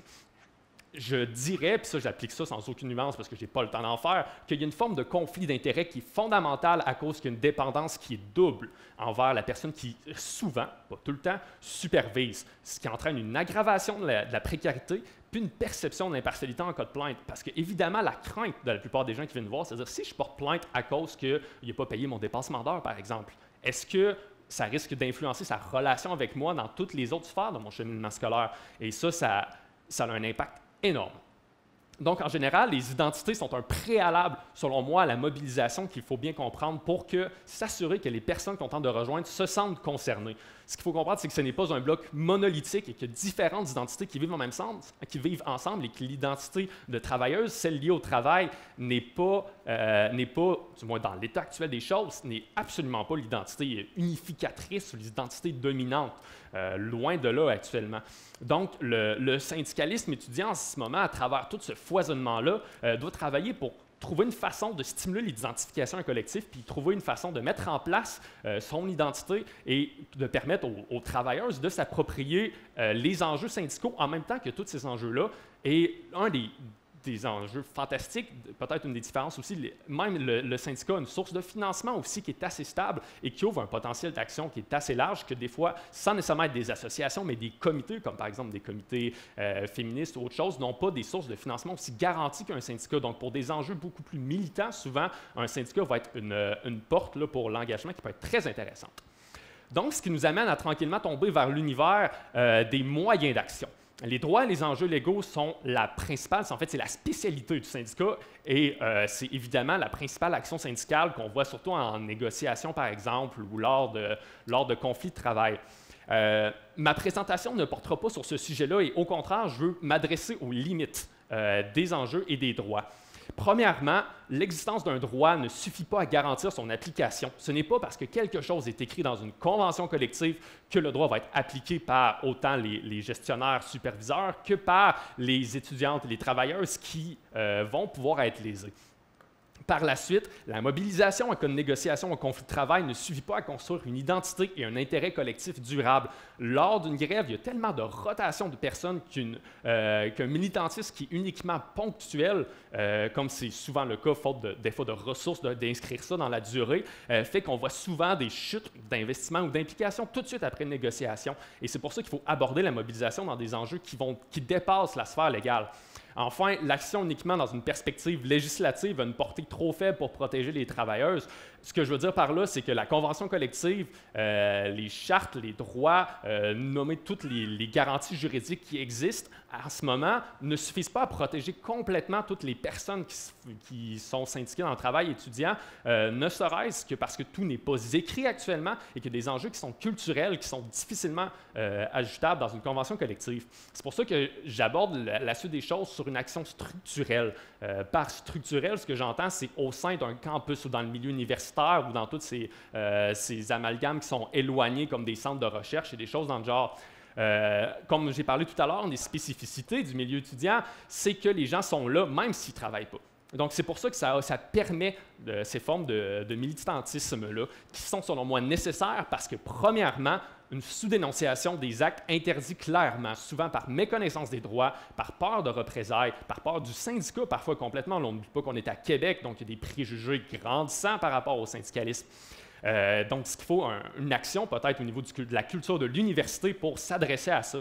Ensuite, parce que les modes de règlement sont complètement inadaptés à la réalité du travail. Un processus de grief peut prendre, si ça ne se règle pas en comité de relations de travail ou peu importe, peut aller jusqu'à peu près 2 ans. Donc, c'est long, c'est complexe. Si on considère que quelqu'un peut travailler avoir un contrat de 3 mois, est-ce que quelqu'un voudrait porter plainte puis suivre tout le processus légal qui peut être long et pénible pour un incident qui a lieu dans un contrat de 3 heures dans sa semaine alors qu'elle est déjà rendue graduée puis qu'elle travaille 40 heures semaine ailleurs? Donc, les règlements n'arrivent pas à temps. Ensuite, une convention collective ne va pas faire des changements radicaux dans un milieu de travail, ça va être des progrès qui vont être incrémentiels. Donc, il faut déjà mettre la table au progrès des conventions collectives. Et ça se fait avant les négociations, ça se fait par des enjeux qui ne sont pas fondés sur les droits qui existent déjà. Puis enfin, la rotation rapide des membres, autant la durée des contrats qui change beaucoup, mais par le fait qu'une personne va être membre en juin, étudiante en juillet, ensuite redevenir membre par après, peut-être par la suite être 3 mois seulement étudiante.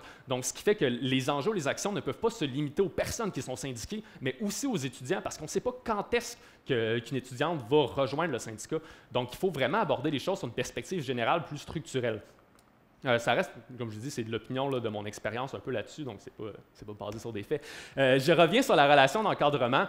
En fait, c'est une des raisons pour lesquelles je considère qu'il faut dépasser la convention collective, parce que comment encadrer ça? La relation d'encadrement a des bénéfices, mais au niveau de la relation d'emploi, c'est très difficile parce que comment pouvoir s'assurer qu'une personne, par exemple, la professeure qui supervise ne va pas dire à une autre collègue telle étudiante me fait vraiment chier parce qu'elle n'arrête pas de demander ses dépassements d'heures pour le 5 heures de plus. Comment pouvoir s'assurer ça et écrire ça? On ne pourra pas écrire un contrat de s'assurer que la personne de me mentionner tous les mots qui ont été dit à tous les collègues pour s'assurer que la réputation n'est pas atteinte.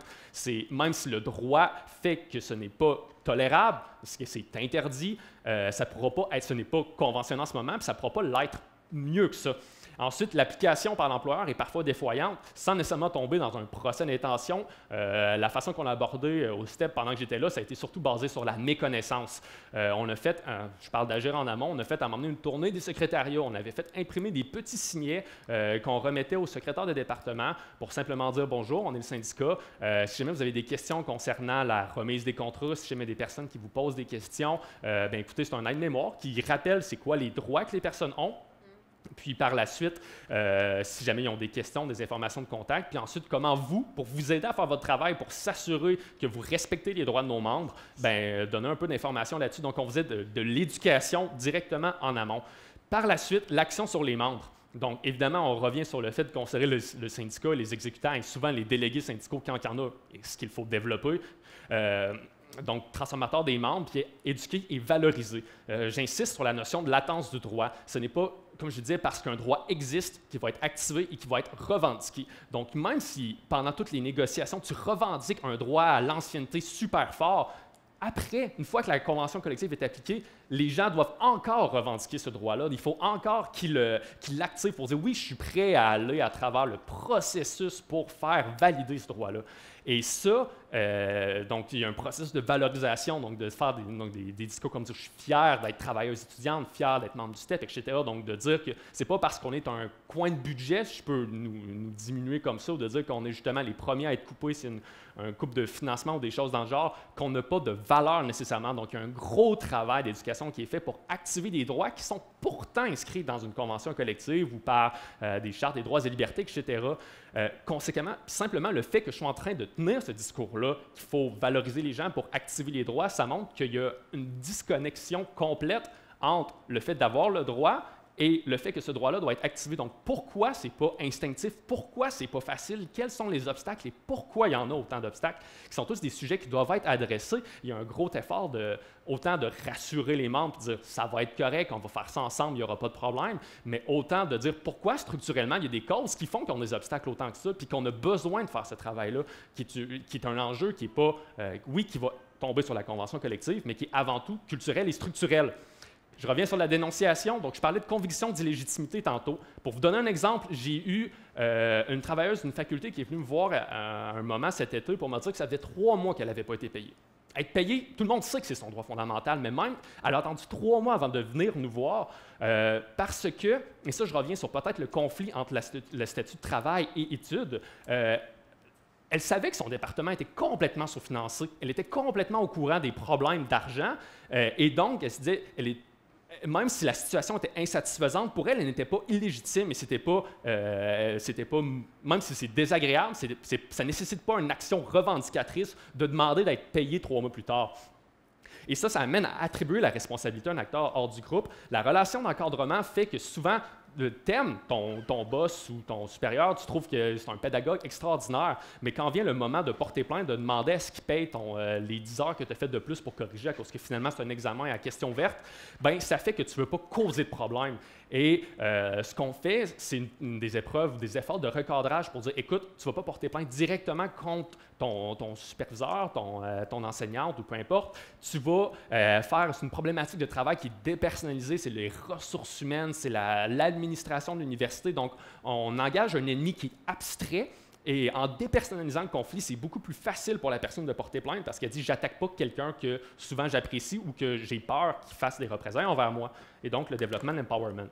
Donc, l'action structurelle, c'est à peu près ça. C'est dire qu'il faut être capable, en tant que syndicat de travailleurs et de travailleuses étudiantes, d'influencer le milieu au-delà de la portée de la convention collective pour favoriser la mobilisation puis l'empowerment, puis autant pour préparer les négociations, pour faire surgir des problèmes. Puis ça implique par exemple la création de réseaux de délégués. Il y a tellement d'actions qui doivent se faire en temps de paix, si je peux dire comme ça, qu'il faut absolument envisager la mobilisation sur une perspective plus structurelle.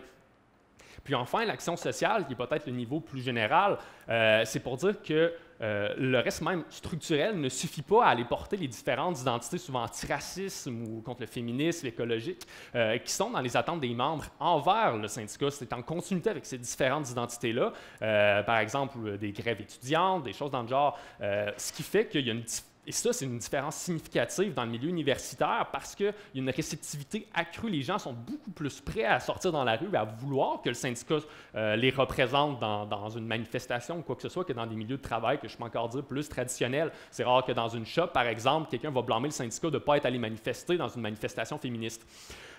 Ensuite, l'action sociale permet de préparer l'action aux autres niveaux. On a par exemple, la campagne sur le 15 $ de l'heure. S'il n'y avait pas eu autant d'enjeux politiques et de manifestations depuis à peu près 1 an et demi, le STEP n'aurait pas pu obtenir aussi, je dis en grosses guillemets, facilement un salaire de 15 $ de l'heure s'il avait fallu qu'il milite en partant de lui-même, seul, dans sa convention collective. Donc, les actions sociales ont un impact énorme. Et ensuite, le harcèlement, par exemple, harcèlement psychologique, harcèlement sexuel, qui sont des enjeux sociaux en ce moment pour lesquels il y a beaucoup de militantisme qui se fait.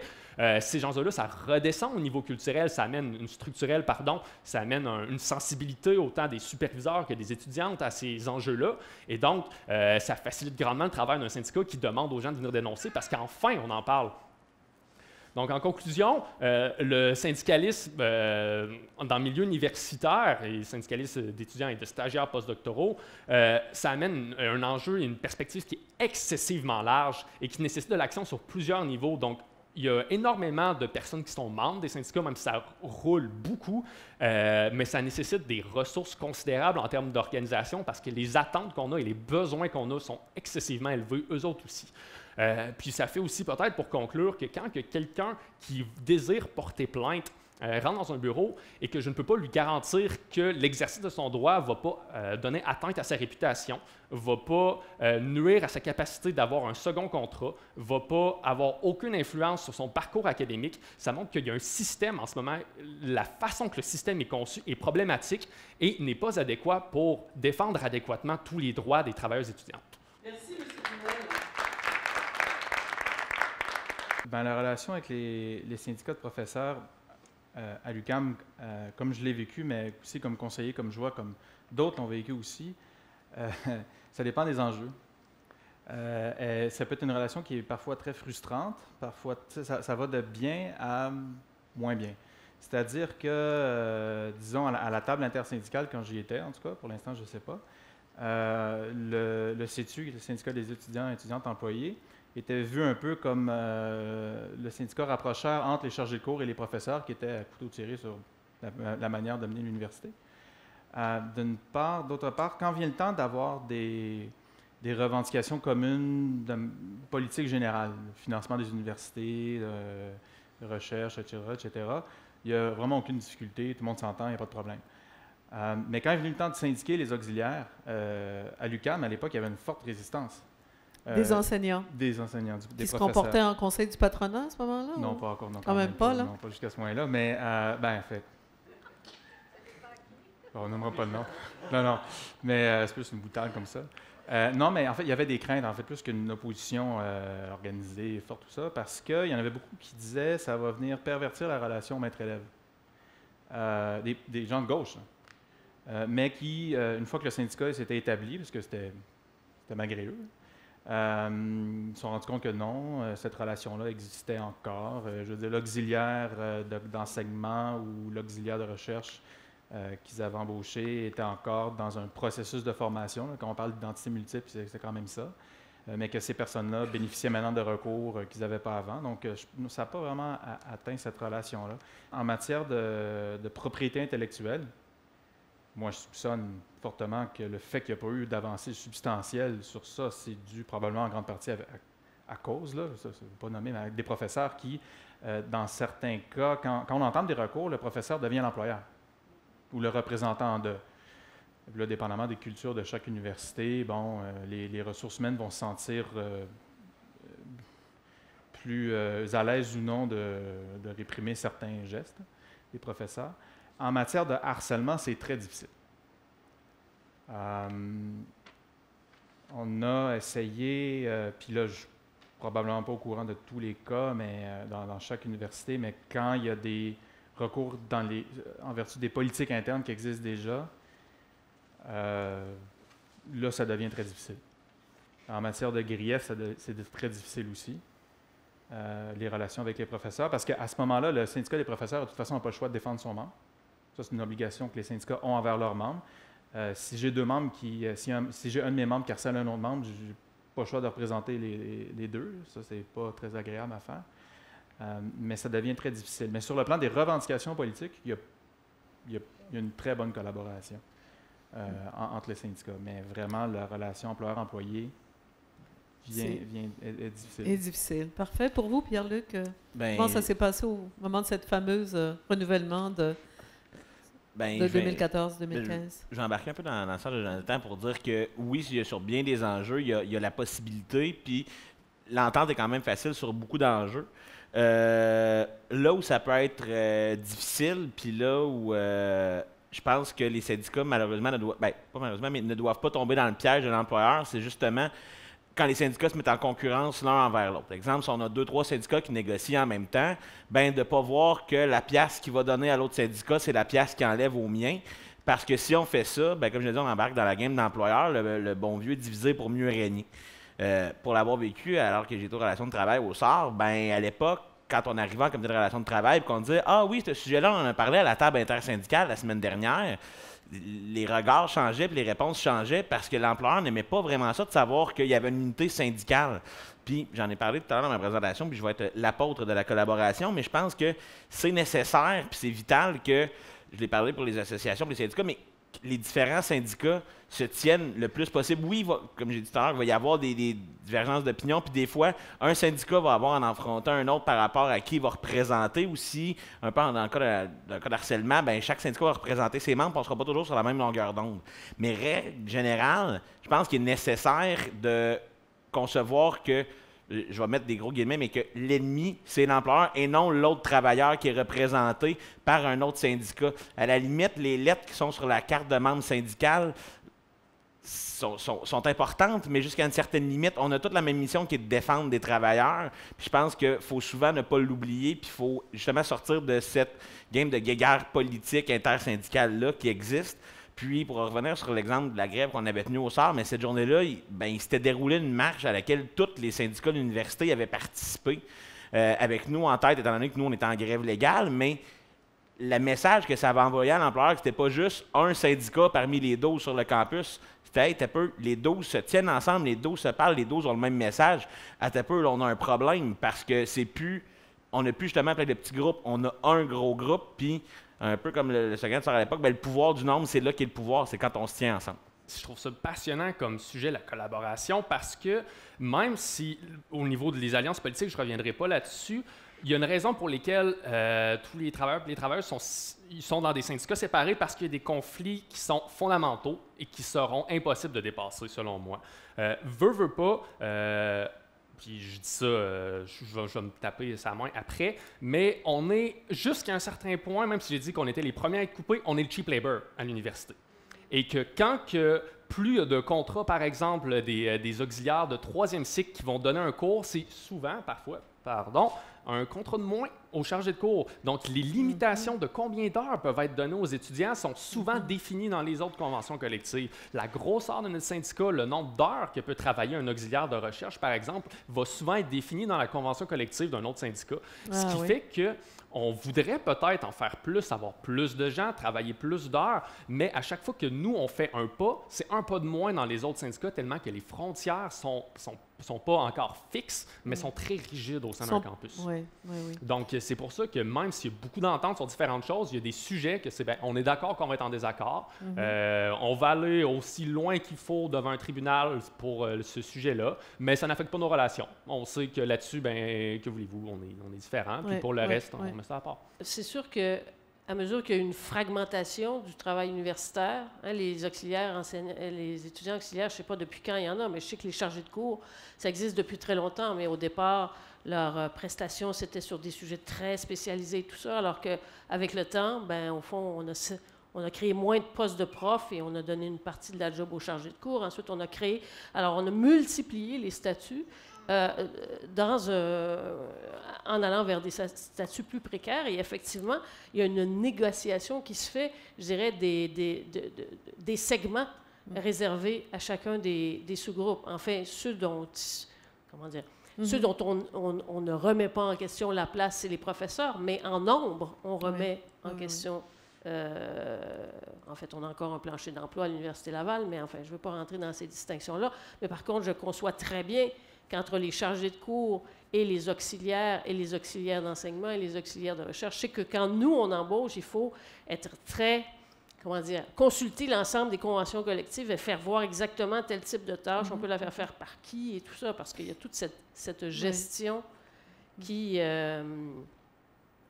se fait et qu'on doit en quelque sorte gérer, parce qu'il ne faut pas oublier que l'employeur, c'est l'université qui négocie, mais en même temps, elle pelte dans notre cours, dans la cour des enseignants, souvent la gestion de politiques qui sont... Et elle fait de vous des employeurs aussi dans un rapport, en tout cas direct, de travail avec vos assistants de recherche. Oui, exactement. Avec les étudiants. Alors ça, ce conflit-là, vous le vivez. Je comprends que pour les étudiants, ça doit être très difficile. Qui sont plus précaires que vous l'êtes. Je n'ai pas été témoin de conflits qui ont donné lieu à des plaintes ou tout ça, mais je conçois tout à fait que d'un côté, il y a la relation pédagogique et de l'autre côté, il y a la relation de travail, entre guillemets. Mais moi, je trouve qu'on gagne à à avoir une entente très claire avec voici la relation pédagogique, voici le travail, que tous ces éléments-là, ça fasse partie de la discussion qu'on a de part et d'autre le point de départ. Parce que c'est pas vrai, comme disait Samuel, c'est pas vrai que tout est prévu dans la convention collective. C'est ça, justement. Il y a des limites à la syndicalisation. C'est-à-dire que la syndicalisation ne peut pas tout prévoir. Alors, quel type d'action structurelle une université comme celle-ci pourrait prendre pour clarifier ses rôles et ses zones de pouvoir, si je peux me permettre, il y a un aspect qui a été structurant pour moi, et je dois dire que j'ai commencé à enseigner à l'époque où il n'y avait pas la syndicalisation des auxiliaires étudiants, et dans une université où il n'y en avait pas, c'était Concordia. Alors, quand j'ai enseigné à Concordia, on me fixait, comme chercheur, un maximum de salaire que je pouvais payer, mais aucun minimum. Alors, tu essayes de donner le plus près du maximum, mais, alors, renverser maintenant la perspective. Maintenant, quand je fais une demande de subvention, l'université m'envoie les tarifs des conventions collectives pour chacun des types d'assistants selon le cycle, et je prévois ça, et j'appuie ça dans ma demande en disant, voici, avec les avantages sociaux, X%, etc., et j'envoie à l'organisme subventionnaire. Alors ça, c'est structurant, parce qu'il faut faire remonter vers les organismes subventionnaires la réalité concrète qui est de donner des conditions de travail, et notamment en termes de salaire et d'avantages sociaux. Voici ce qui doit se payer, et c'est inclus dans la demande de subvention. Ça, c'est structurant pour moi, parce qu'avant ça, on avait un montant ça global, de la syndicalisation. Et là, au fond, il n'y avait pas vraiment d'incitation, même si c'était d'essayer de donner un salaire raisonnable. Correct. Il reste que... au niveau des organismes subventionnaires, il n'y avait pas du tout cette prise en compte qu'il fallait, avec les fonds qu'on nous donnait, verser des conditions, des salaires et des conditions qui avait du sens, quoi. En ayant commencé à l'université comme étudiant, ensuite comme auxiliaire, qui sont devenus officiers syndicaux, ben on s'est rendu compte que c'est peut-être ça qu'on voulait faire dans la vie. C'est la relève, vous amenez la relève. Maintenant, c'est le travail qu'on fait, puis j'ai beaucoup de personnes avec qui j'ai œuvré quand j'étais au SAR que je vois maintenant qui travaillent dans le milieu syndical, mais ça aide aussi à ce que lorsqu'une personne arrive sur le milieu du travail, elle n'a pas justement toujours eu des emplois non syndiqués dont elle ne connaît pas ses conditions de travail. Puis là, du jour au lendemain, boum, mettons, elle rentre dans la fonction publique, elle se retrouve avec une convention SODEPES, puis elle ne sait pas par quel bout prendre ça. Bien, si dans un travail, au début de sa carrière de travailleur ou travailleuse, elle a déjà vécu cette situation-là, elle a déjà eu c'est déjà qu'elle a déjà été syndiquée, elle a déjà eu accès à une convention collective, bien déjà là, on fait des travailleurs et des travailleuses plus avertis pour demain lorsqu'ils vont avoir leur emploi de carrière. Puis ça fait aussi des personnes qui se disent, ben j'étais syndiqué, moi, quand je surveillais des examens à l'université, puis là, j'ai un emploi professionnel, puis j'ai même pas de représentation. Quel sens ça peut faire? Donc, ça peut aussi aider le mouvement syndical en conscientisant les personnes, dès leurs études, à c'est quoi les avantages du syndicalisme. Il y a un paquet de syndicats qui ont été créés entre 2004 et aujourd'hui, que je n'ai pas inclus parce que ce n'étaient pas des étudiantes, mais entre autres les professionnels de recherche. Il y a quelques universités où il n'y avait pas de syndicat pour les professionnels de recherche. Puis ce qui arrivait, c'est qu'il y en avait qui terminaient leur doctorat, qui étaient embauchés comme professionnels, qui n'étaient pas syndiqués, soit dans leur université ou qui allaient dans un centre de recherche ailleurs, puis là, qui téléphonaient en disant, ben là, je ne suis pas syndiqué, je souhaite être syndiqué. Il y en a qui ont déjà signé 3 cartes de syndicalisation avec nous pour créer des syndicats. Donc, il y a un effet d'entraînement. En plus de former une relève, d'éduquer une relève. Exact. Il y a un effet d'entraînement chez les professionnels de recherche. Chez les postdocs, entre autres, c'est comme ça que ça a passé aussi. Là, la manière dont les postdoctorantes et les postdoctorants sont syndicats à l'UQAM, c'est simple. Moi, j'assurais la permanence au syndicat avec d'autres où les étudiants employés sont venus cogner à la porte. Aussi simple que ça, là. Ensuite de ça, sur la relève, comme conseiller syndical, je me suis vite aperçu qu'il ne fallait pas trop que je m'attache à mes responsables locaux qui étaient à la convention collective aux relations de travail, parce que dès qu'il y a une université qui a une faculté de droit ou une faculté de relations de travail, puis qu'il y a quelqu'un qui est élu au syndicat local en relation de travail, moindrement qui est bon, ben 3 mois plus tard, j'apprends qu'il se trouve un emploi ailleurs dans un autre syndicat parce qu'il est bon, puis il a passé une entrevue, puis tout ça. Là. Donc, c'est un peu frustrant. Mais dans le fond, c'est mieux parce que ça peut contribuer ça contribue à une relève pour pas juste la FPC, mais l'ensemble des syndicats. Il y a des gens qui sont passés par chez nous qui travaillent partout. Autant les syndiqués étudiants que les étudiantes tout court sont souvent les premiers à être dans la rue. Donc, pour des manifestations, des enjeux sociaux généraux, des personnes qui ne sont pas syndiquées, qui sont des étudiants qui sortent contre l'austérité, contre des choses que les mouvements syndicaux rattrapent souvent par la suite. Donc, c'est souvent les initiateurs et les initiatrices de mouvements. Donc, de ce point de vue-là, le rôle est définitivement enrichissant de la façon qu'on le voit, parce que certains membres vont dire qu'il ne faut pas qu'un syndicat fasse ça. De l'autre côté, à l'interne, au sein par exemple, ici, au sein de l'Alliance de la fonction publique, qui est probablement le plus gros syndicat canadien de fonctionnaires. Donc, dans une assemblée, dans un congrès annuel ou triannuel, les syndicats étudiants ont un grand nombre de personnes. Donc, nous, quand on arrive au STEP, dans une assemblée, par exemple, pour la région de Québec, de l'Alliance de la fonction publique, devant les fonctionnaires de la Défense nationale, de la garde côtière ou peu importe, on a un poids qui est important. Oui, mais est-ce que ça vous rend plus facile de parler de harcèlement sexuel, de discrimination envers les personnes racisées, de droits des LGBT? Est-ce que ça nous donne un micro fascinant pour pouvoir chialer puis crier fort, parce qu'on est souvent ceux qui chialent le plus dans ces structures-là, qui brisent le statu quo parce que les gens sont là, dans les organisations, sont là longtemps, donc qui passent du temps, puis ça a ses avantages, mais nous, à chaque fois qu'il y a du monde qui arrive, chaque congrès, c'est de nouvelles personnes qui sont là, des nouveaux étudiants qui viennent, donc c'est difficile de s'attacher, c'est les jeunes, on est les jeunes là, dans l'idée générale, puis on vient, puis on chiale, puis à chaque fois, on se trouve des nouveaux sujets pour chialer, donc ça brise constamment un peu cette inertie-là, puis on force des discussions qui n'auraient peut-être pas lieu. Les syndicats d'auxiliaires remettent en question les structures internes aussi. À chaque congrès, là, ça revient, là. Et puis, ce qui est intéressant aussi, c'est que les auxiliaires, comme on a dit, il y a un fort taux de roulement. Ils ne sont pas là longtemps. Donc, les résultats, il faut qu'ils arrivent vite par rapport à des fonctionnaires qui s'impliquent depuis 5, 10 ans. Eux autres, au prochain congrès, on réglera ça. Le congrès dans 3 ans. Les syndicats d'auxiliaires veulent régler un problème maintenant. c'est pas toujours efficace parce que c'est nouveau aussi. Donc, en même temps, ils se rompent. Ces personnes-là qui n'ont jamais été dans les structures syndicales, ils se rompent aux structures syndicales, puis en même temps, ils les remettent en question. Moi, je trouve ça très sain. Moi, ça me stimule au bout. Là. Comme conseiller, il ne peut pas arriver une journée en se disant « ça risque d'être tranquille » parce qu'il risque d'avoir des revendications internes. Mais ça, en même temps, je pense que c'est sain parce que les gens sont de passage dans le syndicat national, au syndicat local aussi, mais après ça, ils vont dans d'autres milieux de travail aussi. Ils ont probablement acquis une expérience de délibération, etc., etc. Moi, je trouve ça très sain pour une société en général. Du point de vue du syndicalisme, je dirais le fait que de plus en plus de jeunes vivent une expérience de travail.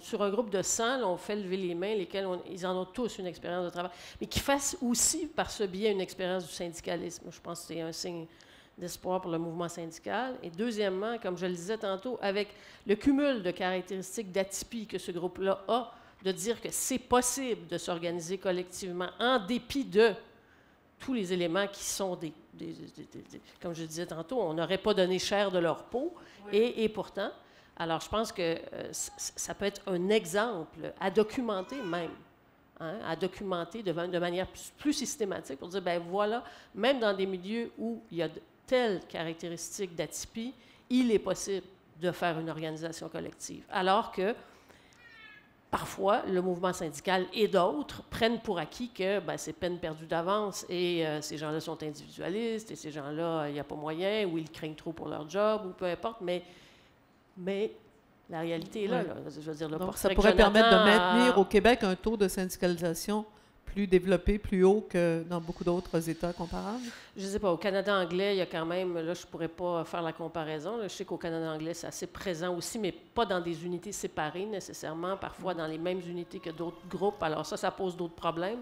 Peut-être ça donne des appuis, mais ça pose d'autres problèmes, hein, s'ils sont syndiqués dans les mêmes unités que les chargés de cours ou que d'autres. Bon. Ce qui fait qu'on a pu représenter les auxiliaires, ce qui fait qu'on a pu représenter les stagiaires postdoc, c'est que on pouvait tracer l'argent, c'est l'université qui signe le chèque. L'argent part de quel compte, va dans quel compte, il sort du compte de l'Université Laval, il va dans les poches de monsieur et madame ABC. Dans le cas d'un stage, ben l'argent, s'il est rémunéré, puis on le souhaite, là, à mes yeux, ça fait aucun sens encore à ce jour qu'un stagiaire en enseignement ou en psychologie ne soit pas rémunéré. Mais si la personne va être rémunérée, bien, ça va être dans l'endroit où elle va faire son stage. Ce ne sera pas l'université qui va le rémunérer, mais bien si elle fait son stage dans telle commission scolaire ou dans tel groupe communautaire ou dans tel CIUS. Du moins, c'est ce que j'ose croire. Par contre, c'est un des exemples dans lesquels on peut voir qu'il peut y avoir un travail en commun qui est fait par les syndicats étudiants et les associations étudiantes. Les syndicats étudiants ont une expérience, ont une expertise dans l'organisation des groupes, dans la mobilisation des groupes, puis dans comment se faire entendre.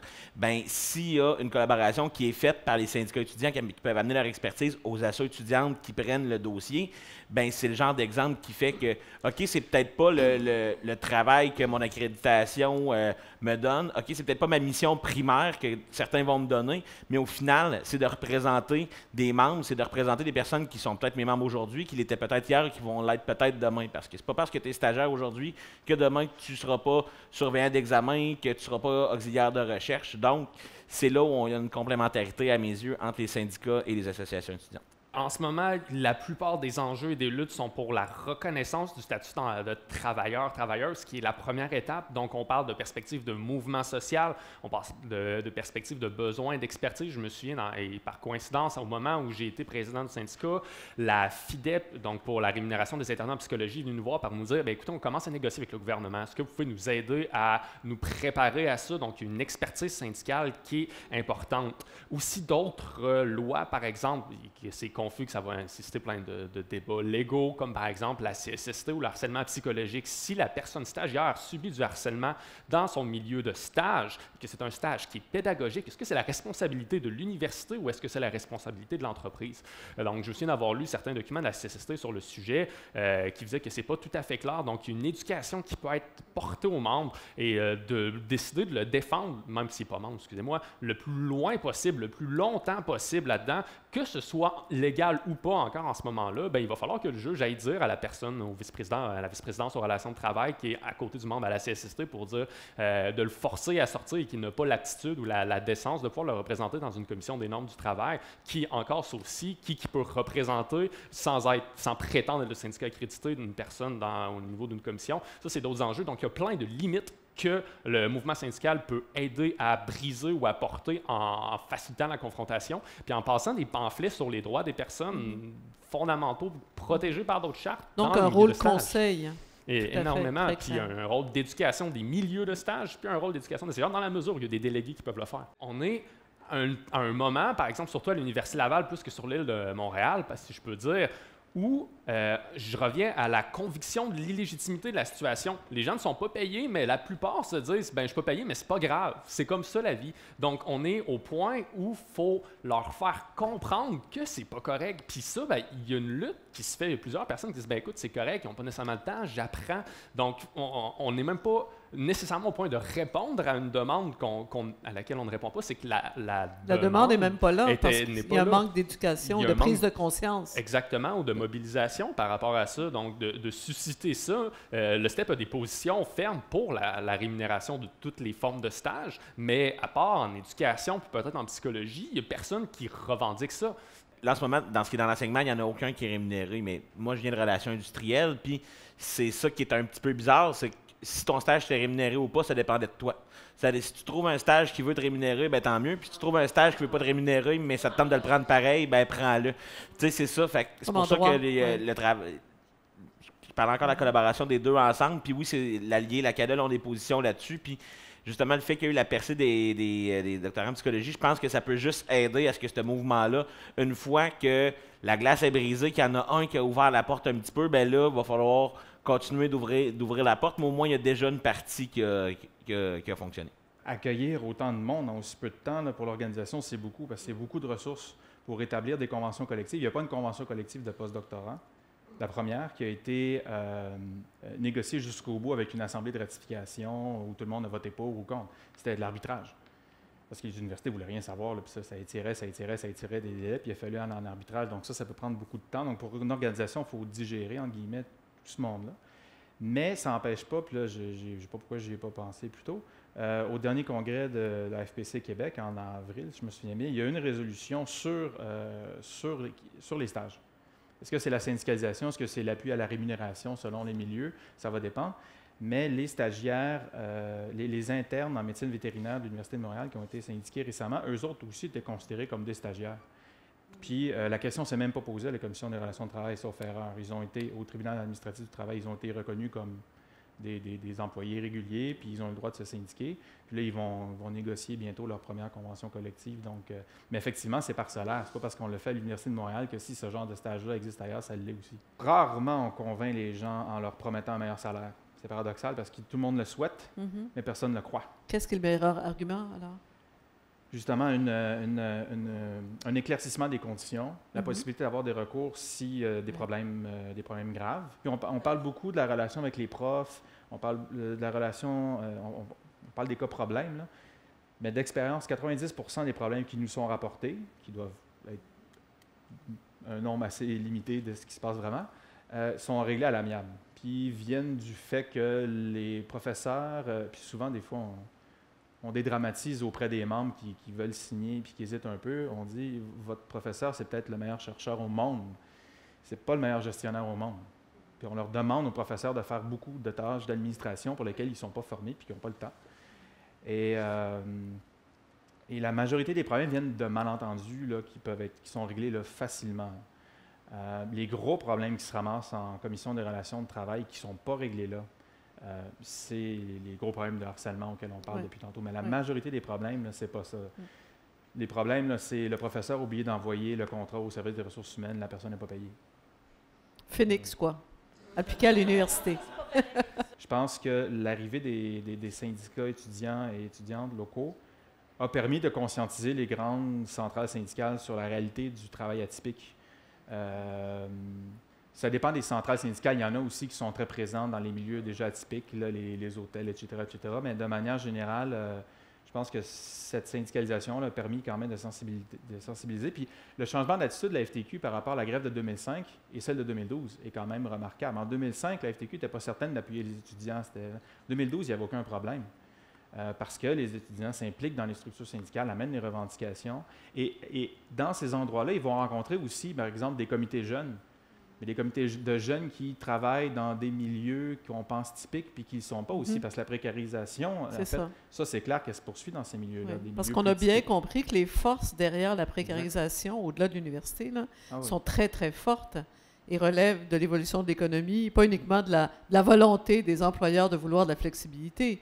C'est-à-dire qu'il y a vraiment une évolution des structures industrielles, des types d'économie. Je ne sais pas, il y a quelque chose de profond. À l'intérieur de tout ça, il y a quand même des choix qui se font de flexibilité, puis il y a différentes façons d'assurer de la flexibilité, puis il y en a des plus nocives pour la main-d'œuvre que d'autres. Mais ce qu'on peut dire, enfin, pour ce qui est, est-ce que le syndicalisme a réussi à freiner la précarisation du côté des étudiants travailleurs, je ne sais pas, mais certainement que la précarisation du travail universitaire, ça, c'est une tendance. Et là, malheureusement, en dépit de la syndicalisation des chargés de cours, de celle des étudiantes travailleuses, on n'a pas mis un frein à ça. Et je dirais même que une des tendances nouvelles quand on étudie l'emploi atypique ces dernières années, c'est de réaliser que l'atypie s'infiltre au fond, dans les strates, les catégories et les milieux qui se croyaient protégés. Je veux dire les professionnels, le secteur public et les milieux syndiqués. Oui. Alors, on pensait que ces milieux-là, ou ces milieux-là se pensaient protégés. Oui. Or, ils ne le sont pas du tout. Alors, du côté des centrales syndicales, oui, il y a une sensibilité qui se fait et qui est présente et des résolutions qui se prennent, mais au jour le jour, au quotidien, ils ne savent pas toujours quoi faire avec ça, d'une part, et d'autre part, dans les nombreux milieux où il y a à la fois des typiques et des atypiques, eh bien, on vient de rajouter une source de tension importante parce que souvent, l'employeur va vouloir donner des bonifications, mais pas à tous. Donc, et plus on s'éloigne des conditions minimales, ça c'est mon hypothèse de recherche après, disons, X années de travail sur ces questions-là. Quand on est tout près des conditions de la loi des normes du travail, il n'y en a pas de disparité de traitement. Mais quand vous augmentez, quand vous allez vers les conditions les plus favorables, alors là, on ne veut pas les donner à tous. Alors, on les donne à certains groupes seulement, et donc on crée des disparités, mais de tous ordres, d'accès à la retraite, d'accès aux assurances collectives. Dans le meilleur des cas, les syndicats parviennent à freiner ou à éliminer les disparités salariales. Les syndicats doivent absolument s'en préoccuper maintenant parce que l'expérience démontre que s'ils ne s'en préoccupent pas, et qui laisse, au fond, la précarité s'infiltrer chez certaines catégories, vous pouvez être certain qu'elle va progressivement s'étendre aux catégories qui se croyaient les plus protégées. Cela dit, le grand défi, c'est pour l'État qui représente la collectivité, c'est-à-dire comment l'État va venir compenser en renforçant les modes de protection collective des individus qui travaillent. Si les syndicats ne peuvent plus jouer ce rôle-là et si les lois actuelles sont insuffisantes.